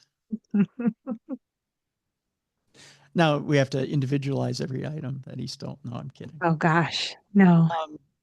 Judd said in a video posted on Facebook, we tried to talk to him, but he wouldn't talk back. Well, no. I mean, He was just a silent stealer. he's probably hungry. He wanted to eat some of that stuff out of the cart. Yeah. I mean, if he was under 300, though, he definitely wasn't getting organic.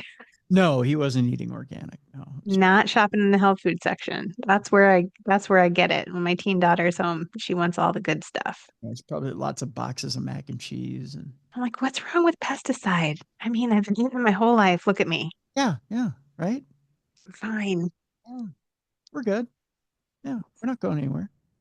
The sheriff suggested the case against the defendant was beyond dispute because of store surveillance footage, which purports to show Sylvester walking in and out with 2 buggies full of stolen property. Evidently, Sheriff Judd thinks he's from England because 2 buggies. buggies full of, yeah. He's so kitschy, isn't he? Under Florida law, retail theft is highly criminalized at the basic level and is considered a felony in the 3rd degree, punishable by a prison term of up to 5 years. Wow. That's so crazy because I think in California you can just do that. Yeah, you just get away with it. Yeah. You just walk on out. No one's going to do anything. In Florida, they're like throwing the book at you. Right, 5 years for that. In most states, retail theft is considered a misdemeanor offense of varying degrees. So you're right, Jess. It's just kind of, you can just in and out, in and out. In fact, in Minnesota, they just upped the stakes for this type of criminal behavior because, people were walking into like Best Buy and walking out with TVs. Yeah. So they upped it from a misdemeanor to a felony now. Good. They should. They're making everything so expensive for the rest of us. Yep. In the defendant's case, the 2 theft offenses appear to likely come with the potential for an extended term of imprisonment if he is convicted as presently charged. Now, Florida law provides that anyone convicted of 1 prior theft offense who is then convicted for another commits a 2nd-degree felony. As for someone with 2 prior theft convictions, the potential increases to a 1st-degree felony offense. Sylvester was charged with felony theft as a 3rd subsequent offense for each of the 2 recent charges. Polk County jail records show, in terms of punishment, he could now face 30 years behind bars. Dang. Yeah, evidently he was really hungry. In the video about the incident, Judd described the defendant as something not entirely unlike incorrigible. If he's around, he's stealing something, the sheriff said. So. It makes me wonder, can he literally just not afford it, or is it just like a thrill for him? It might be just a thrill. I think. Yeah, I think it is. He did it just to see if he could get away with it. That's for sure. All right, we're coming right here to Minnesota for this next story. Sometimes Minnesotans are a little too outspoken. I think Are they? Yeah, I think so. I think we tend to be a little, oh gosh, gee, a little too, oh golly. Yeah, we say it in such a way that it's kind of coded in niceness. A little bit. And then we tend to over journal about it or be a little too public about it sometimes because we think it's cute and kitschy. Yes. Yeah. Well, one Minnesota woman, an auto thief to be exact, made a damning journal entry. She said, yeah, totally stole a car today, Yeah, let me show you a picture of her. Here she is, by gosh, there she is, Oh. She's like, yeah, totally stole a car today, whoops. Yeah. I wouldn't suspect her. She looks so innocent. A little bit, but she's not that innocent. After allegedly swiping a van, which later was sold for scrap, a Minnesota woman made an incriminating entry in her personal journal, according to cops. Totally stole a car today. Something I never thought of doing. Vanessa Guerra wrote, fucking super freaking out about it, is what she wrote. Investigators allege that the 30-year-old Guerra made that written admission of guilt on the same August day that a Brown County man reported his 2004 Ford Firestar was stolen. That's a hard grouping of words to say. That's a hard one. Tongue twister.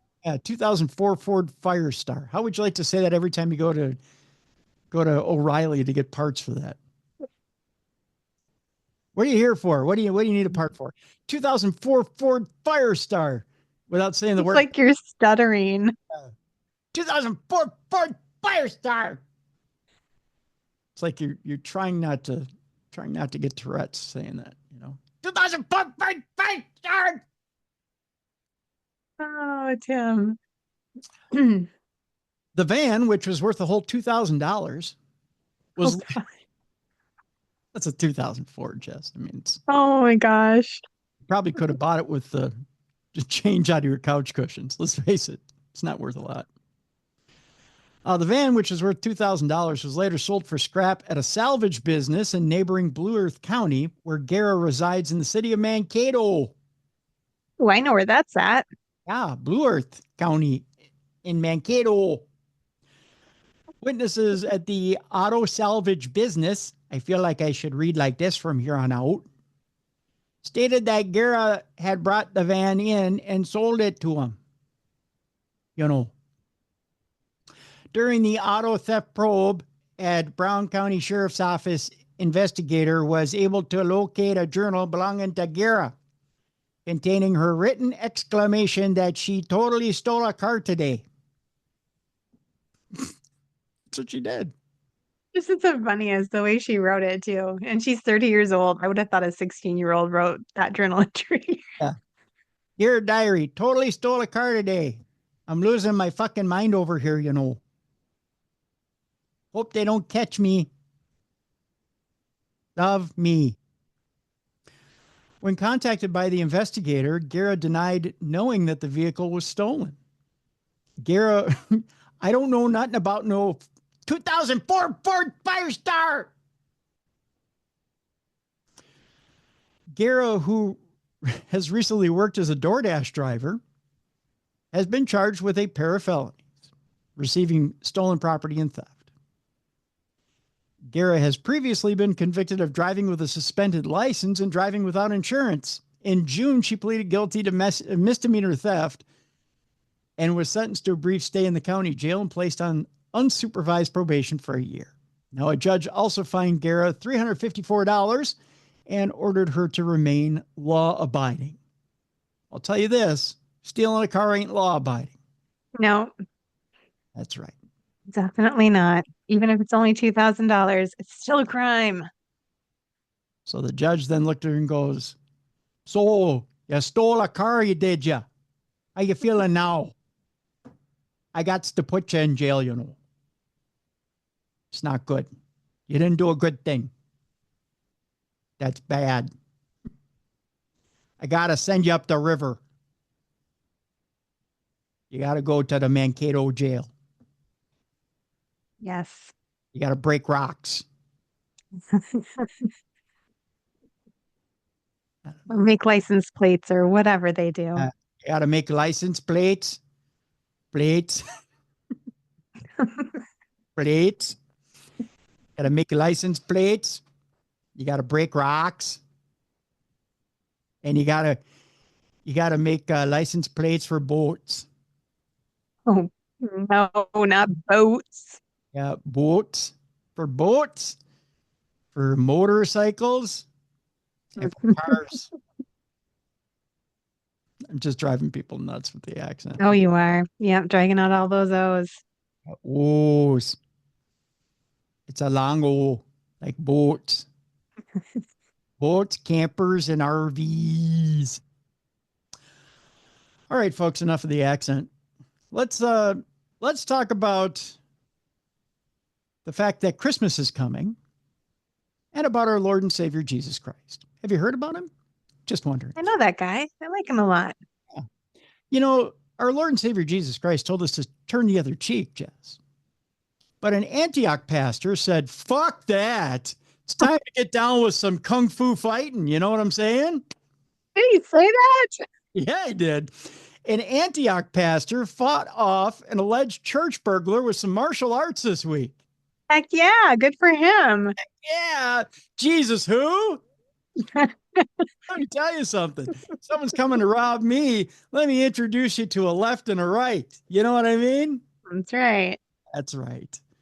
Because who's protecting the Lord's house? This guy right here. That's right. Not in the Lord's house. Not today. Not today.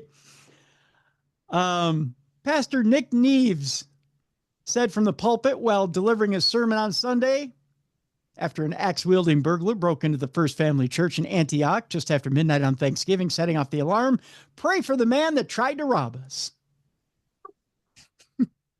was wielding an axe Well, yeah, when he kicked his ass.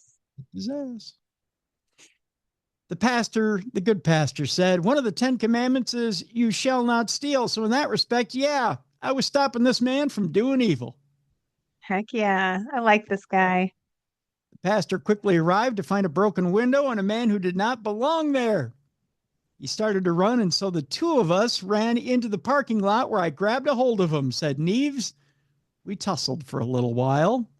The pastor relied on his martial arts training to fend off the alleged thief who swung at the man of God in a battle that would last for about 15 minutes, Jess. Wow. Everybody was kung fu fighting. 15 minutes. That is a long fight. That's a Hollywood style fight. That's full cardio for the day, That Tim. is, yeah. After that, I take a long nap and a lot of painkillers because, yeah, I ain't going 15 minutes. If we can't wrap this up in 2 minutes, I'm done. I'm just saying. He put up quite a fight, said Neves, who still managed to call 911 during the scuffle. Wow, this guy is incredible. He's blocking with one hand and dialing with the other. He just got him in a headlock and he's kicking him in the face and he's calling cops at the same time. He's giving him knees to the face and he's dialing 911. Yeah, can you get over here? I got him subdued. Oh my. He said we were on the ground and I drug him to a place where my phone was at. Just drug him across the parking lot. Within minutes, Neves said Antioch police arrived and I took the suspect into and took the custody. God, I can't even talk. And took the suspect into custody, allowing the pastor to stand down, much to the relief of the congregation. I'm grateful that God protected him, said John Williams, a member of the congregation. This could have turned out a lot worse. He's a very humble man, our pastor, said congregant Tania Watkins. I hope that this man can finally get the help he needs to turn his life around. Who, the pastor or the guy who attacked him? I mean, you know, I don't know that the pastor should be whooping ass. I mean, I'm just saying, you know, Like it. maybe the pastor should be turning in. Makes me want to go to that church. The pummeling pastor, Pastor Neves. Sign me up. Although the pastors said the man was not armed during the fight, a long axe and a small push dagger were taken by police as evidence. Wow, that is so scary. Yeah. According to police, the axe was used to break in. If he has to face the music, maybe that will cause him to change his ways and turn his eyes to Christ, and maybe he would repent. Neves, who was a little bruised, says he forgives the intruder. Antioch Mayor-elect Ron Bernal told KTVU in part, it's unfortunate our community finds itself in a place where people feel it's necessary to take matters of public safety into their own hands. I'm looking forward to new leadership that will prioritize creating a safer Antioch. Spoken like a true mayor-elect. I'm just saying. Yeah. Right. Neves said the suspect tried to take cleaning supplies, food from a refrigerator, and tried to break into a snack machine, but failed. So the guy was hungry. No, I'm just thinking like maybe he was just in a bad way. Like he needed stuff. Yeah. Maybe instead of kicking the guy's ass, maybe you should have fed him. Because why do you break into a church of all places? Not for money, Yeah. probably. Yeah. Well, you might be breaking in to steal valuables, but Yeah, that's true. he estimates the damage to the church at around $2,000, primarily to replace 2 windows. KTVU reached out to Antioch police regarding the charges that the suspect is facing, but did not immediately hear back. Neves says he doesn't want his church to be known for this. The small congregation spends a lot of time giving to the community, including through the food pantry that they operate every Saturday. Well, the easy thing here would have been to grab his head and snap it towards the food pantry and say, there's the food. But, you know, Break his neck in the process. Yeah, break his neck. Sorry. Oh, sorry. Didn't mean to break your neck there, but that's where the food is. Yeah, I don't know. That probably would have been easier. Yeah. Mhm. Just saying. What a wild story. Yeah, quite the wild story. All right, it's time now for our not safe for work part of our program. For this, you're going to need to lock a burglar or your boss in the closet, or even the kids who are around in the closet. You don't want them to hear what we're about to say next, or just put your earbuds in. It's probably the easiest way to do this. We're going to do this in 5, 4, 3, 2, 1. Jess, there are more than just dumb crimes and stupid criminals in the world. There are dumb people in the world. So we're going to do a precursor story before we do the dumb criminals part of this story. Have you ever read Slate magazine? I think I have. Okay, Yeah. so they have an advice column. They have like an adult advice column. I saw this story and I was like, I gotta share this with the world, because people are getting stupider out there. Not just criminals in general, but people in general are getting stupider. A guy claims he couldn't get his wife pregnant for the dumbest reason ever, and now people are flabbergasted. Jess, get ready for this one.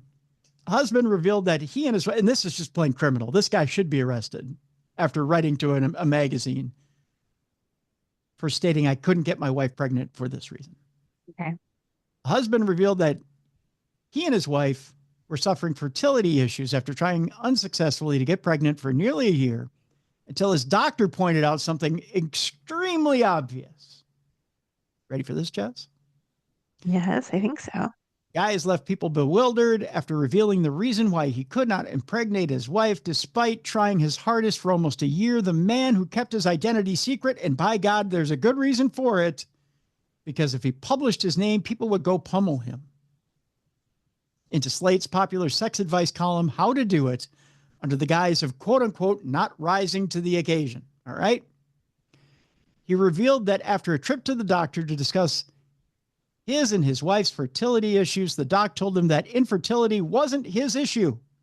Instead, he had to be told to stop wearing condoms while having sex.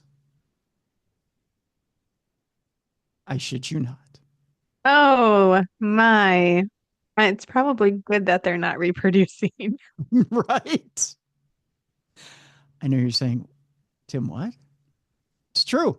The 30-year-old added that both he and his wife come from a country where wearing a condom was drilled into them as a way to avoid STIs. Okay, but Here's the quote. In what was probably only a few minutes, but some of the longest of my life, the doctor at the clinic explained how condoms actually function and that we'd been failing to get my wife pregnant because I was wearing a condom while we did it. Yeah. Yeah. People that stupid in the world, folks. I've never felt like more of an idiot than when walking out of that office, he continued, as he shared that he and his wife of 4 years have been trying for a baby for just under a year with no luck. His letter went viral and was met with amazement, with one day's reader asking, did his wife not know either? yeah, I guess if they're from the same country. Mm-hmm. Yeah. Another commented that they genuinely worry about how humanity has made it this far, while a third person quipped that the guy's situation was worse than wondering why you're getting pregnant when you never use a condom. And many suggested that the guy should keep wearing that condom. Don't take it off. That's fair. Yeah, we don't need any more of you. Astonishingly, the man's condom usage was not the reason he was writing in. The man revealed that since ditching the wrapper, he is now getting erectile dysfunction when he tries to have sex. Oh my gosh, he's been traumatized by his upbringing of thinking that you can't have sex without a condom. He can't even perform. Yeah. That's kind of sad. He wrote, I can I sometimes... wonder where he's from. That's a good question. It doesn't say. He says, I can sometimes get it up for a minute or so, but then it wilts back down. Oh no, the wilting penis. That's the worst. He says, I don't know if it's the feel without one being different or just tending to think it's about my massive embarrassment at the doctor's office. Oh, sure. Blame it on the doctor. But I'm not performing when I try to have sex without a condom. Yeah. I saw on a show one time, they just used a turkey baster. So you don't even have to perform. Just there you go. Yeah. Put it in a cup and suck it up and shoot it in there. Happy Thanksgiving. I'm here for you, buddy.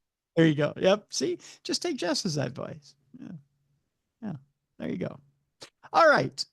We're coming right back here to Minnesota. I mean, not for that, but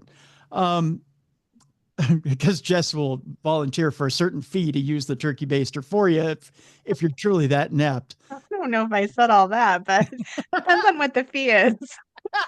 It's a huge one. Yeah, you're not doing this for cheap, that's for sure. We're going to Rochester, Minnesota, where police have arrested a naked man at that, for burglary and DUI. Whoa, a naked man in Rochester? This feels like Florida. It does, but it's colder. So how do you Talking about speaking of wilting penises. Yeah, that's right. It's probably shriveled to nothing, especially since it was single digits this past week. A naked man who wandered into someone else's home after an apparent auto accident has been jailed. The Rochester Police Department says officers were called to the 2000 block of Woodcrest Lane Southwest around 7:55 p.m. last Monday. The caller said a naked man had entered an unlocked home and told people who lived there that he needed to use the bathroom. What'd you do?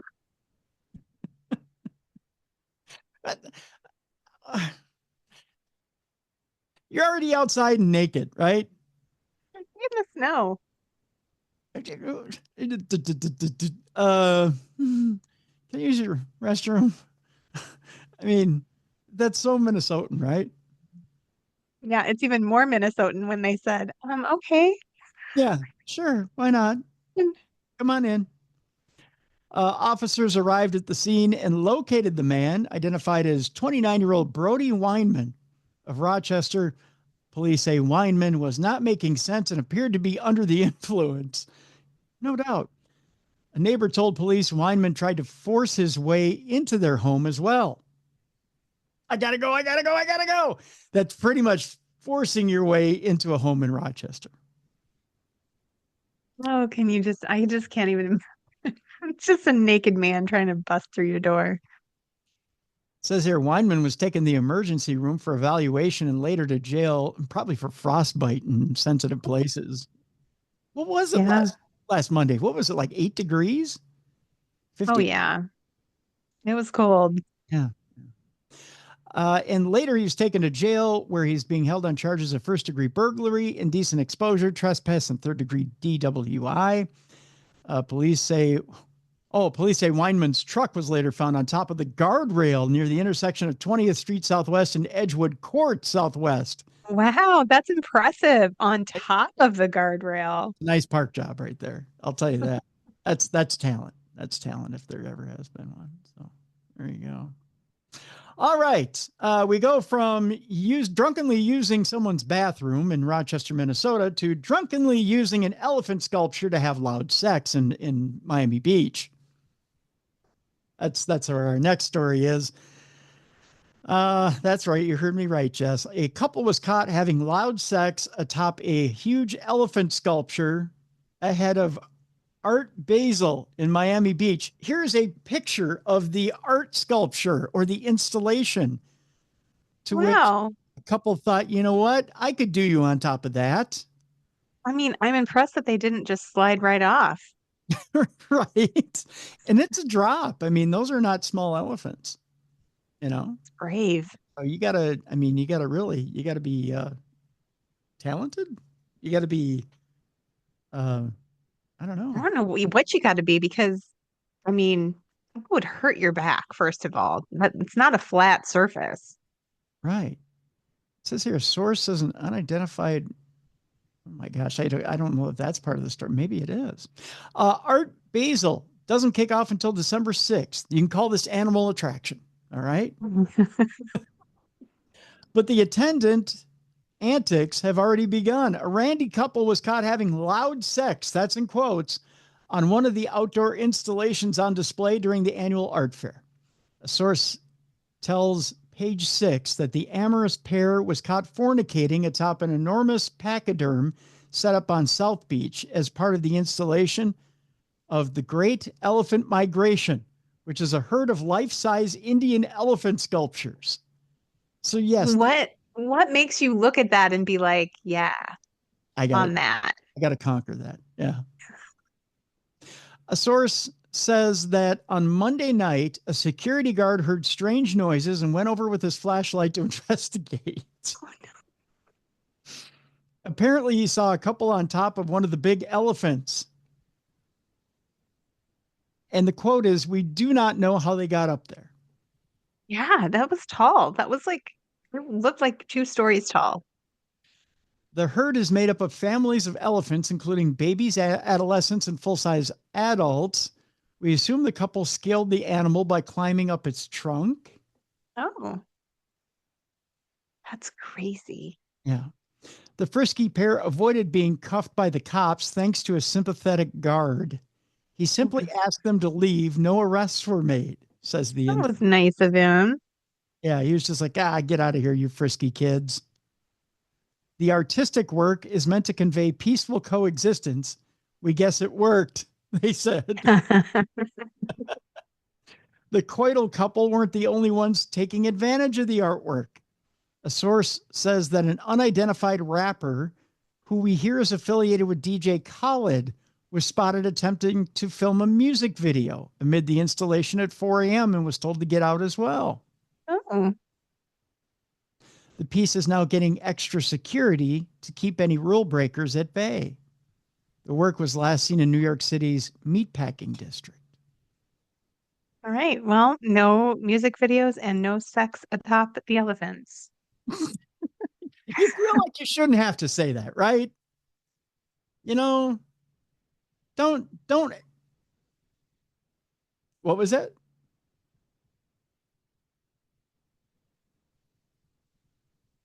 You can't hear me? I can't hear you. Oh, I can hear you now. Okay. There you are. There we That's good. I don't know. That was weird. You feel like you should be able to say, "Don't F on the pachyderms," right? I mean, that should be like a common phrase, right? Right. Don't F on the elephant sculptures. That, that should be a basic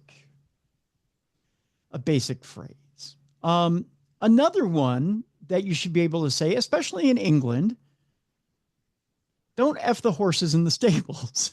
Oh, Lord God, no. But it's about to get sicker with our last story and not safe. Oh, him. I know.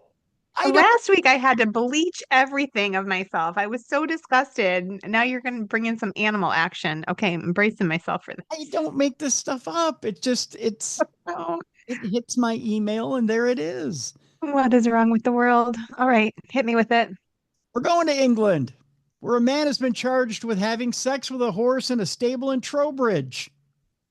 Damien O'Gear appeared at Salisbury Magistrates Court last Friday. Well, happy Thanksgiving to him, too. That turkey evidently got a little gravy everywhere, didn't he? The 43-year-old who represented himself denied charges of having sexual penetration of a Shetland pony. Oh my gosh, it was a pony. I can't even get that sentence out. And trespassing with intent to commit a sexual offense. I mean, it would have to be a pony because, like, a horse would just be too tall. Well, you would think. I would, unless he was a very tall man. Well, there are step stools. I really don't like that I'm trying to make sense of this in my brain. I don't want to have to advance the story any further than it has to go, but there are ways. Okay. Where there are means, there are ways. Where there are ways, there are means. Where there's a will, there's a way. Exactly. The writer of the article previously reported that a man was caught on CCTV entering a stable in Wadden Lane, Wadden Lane, Hilperton, at around 6:30 p.m. on January 24th this year. The footage showed a suspect going into a building with boxer shorts and a top on and leaving naked around 10 minutes later. Yeah, yeah. Maybe a little bit inconspicuous, like come out stark naked. Yeah, you would think he would leave with the boxer shorts and the top on. Yeah. I mean, at least get dressed. Wow. The court heard that a chain with a leather strap had been left within the stable, an item not seen before. It's believed that it was used during the sex attack, which, by the way, Dang. sex attack is a great name for an album. I don't care who you are. It's, I think it was probably going to be Prince's last album before he died, but wasn't, I don't know. A rug covering the horse's rear has also been lifted up during the sex attack. That poor horse. I know. An investigation was launched by police, and a vet swabbed the animal's genitals. The defendant of Wolfpack Meadows Trowbridge was later arrested and charged. The case was sent to Salisbury Crown Court for a plea and trial preparation on January 8th of 2025. So I hope to God I don't have to follow that story up. All right. Let's never think of that story again. All right. Now a palate cleanser for you. Okay. I promised you a palate cleanser at the end of all these. I'm giving you a palate cleanser at the end of this one. So here we go. All right. We're going to Canada, Jess. Okay. Now you hear every once in a while, you hear that public places will come up with ways to try and drive off vagrants, homeless, loiterers, ways to get rid of people. And the way they do it, they have deterrents. Sometimes they have people drive around and shoot people off. Sometimes they'll play music, right? They'll play classical music. They'll do whatever they can to deter people. One such shopping center has been criticized for playing a popular kids song to deter homeless people from loitering in its stairwells. Is it Baby Shark? Yes. How do you feel about little Baby Shark? That would get me out of there too. But it? Oh, yeah.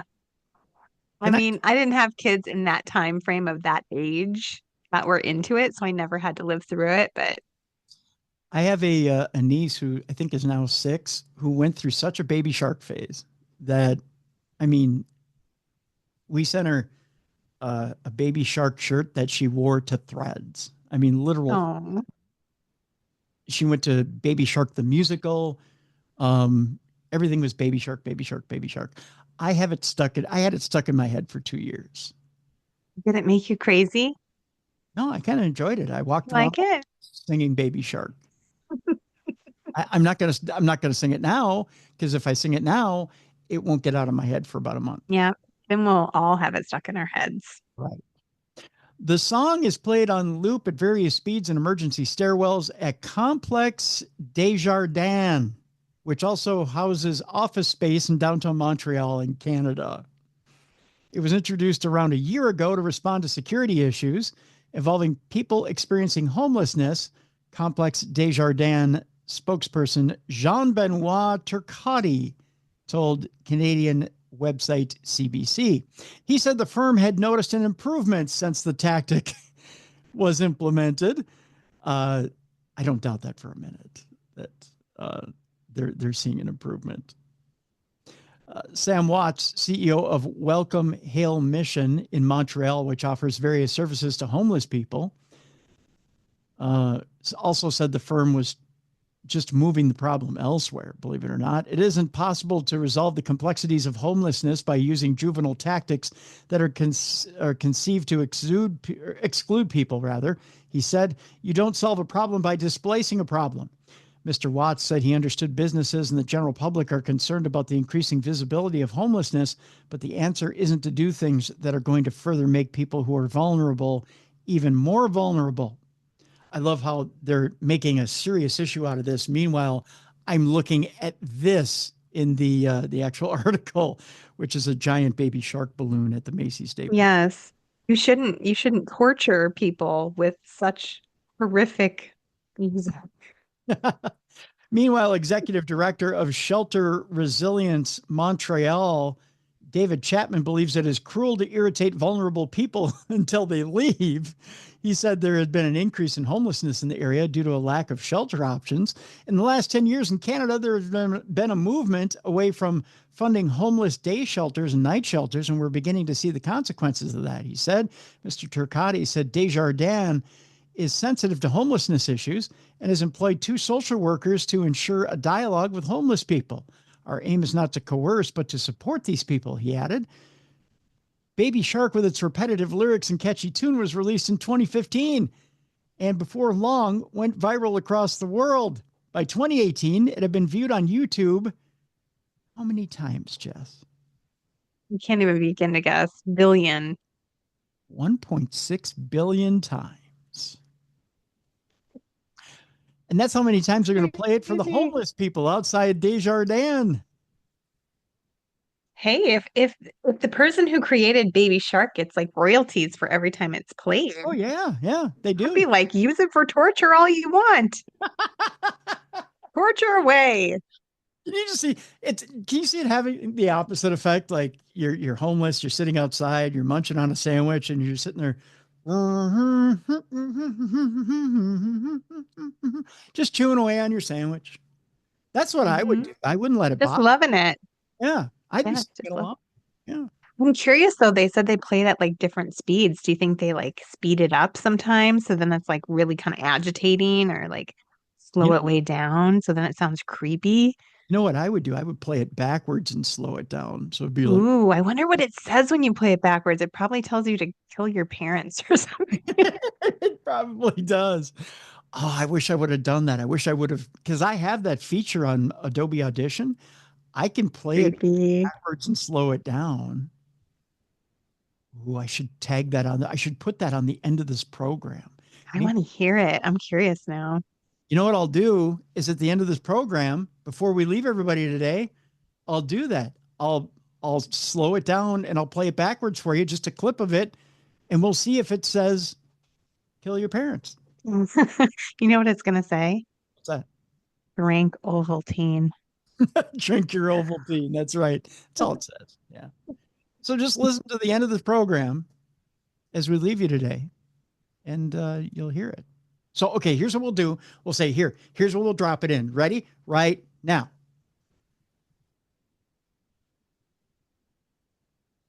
Okay, what'd you think, Jess? Pretty interesting, huh? Very interesting. I'm definitely not going to do what it told me to do. It's wrong. That's horrible. I can't believe that. The That sounds like worst. half the stories we read today. Yeah. Especially the last two. I know, right? Horrible. Can't believe baby sharks would do that to a horse. Anyways, so that'll do it for today. What do you got going on in your world? Oh, by the way, speaking of Cyber Monday and Black Friday and everything, you have a special on the trip to the Palm. Yes, I have a deal for you guys. If you use, is it Darkness 30, you can get 30% off your tickets. Darkness 20. Darkness 20. Okay. You slow down there, kid. Yeah, Darkness 20. You can get 20% off on your ticket. Sorry, my brain wasn't prepared for this conversation. But yeah, we'd love for you to come. It's a manifesting workshop weekend, and it incorporates mindfulness, writing, art, and ghosts. There you go. There you go. So there's a link in the description of this program. Click on that link and join Ghost Stories Inc. up there at the Palmer. So there's that. Also, Jessica has 3 books out there right now. We have a link in the description of this program. Go get all 3 of those books. They make excellent holiday gifts. So do that as well. Tomorrow on the big program, Supernatural News. That's coming up. Gosh, I'm trying to think if I want to drop a hint for Thursday or not. Do I want to? I like a little tease. It's my favorite. That's your I favorite. get through all the nastiness at the end of the program. I survive, and then I get a little tease. You get a little tease of what's going on. Okay, let me think here. Okay. How do I tease? How do I tease Thursday? How do I do it without giving it away? That's the thing. Okay. I know how to do it. Okay. So we've had a well-known author on the program that's been with us many, many times before. Unfortunately, he passed away a couple of months ago, but he was working on a book about Sasquatch. So that's the topic for Thursday. the book was finished by his son. So we're going to be talking about that. Unfortunately, we couldn't get his son on the program because of scheduling difficulties, but we do have the editor of the book on. So, Cool. so we're going to be talking about the life and times of this author, the son finishing the project. And this author also has some other books that are out there still to be finished. So he left us with some projects. Very cool. And in fact, I've talked with one or two of the other authors behind the scenes that are finishing his project. So some fascinating stuff. So that's the topic for Thursday. I know for a fact that my uncle is a huge fan. My Uncle Bob is a huge fan of this particular author. And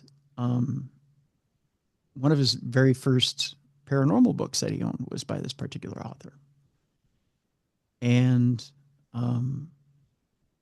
so it'll be an intriguing interview. Very intriguing. Very cool. So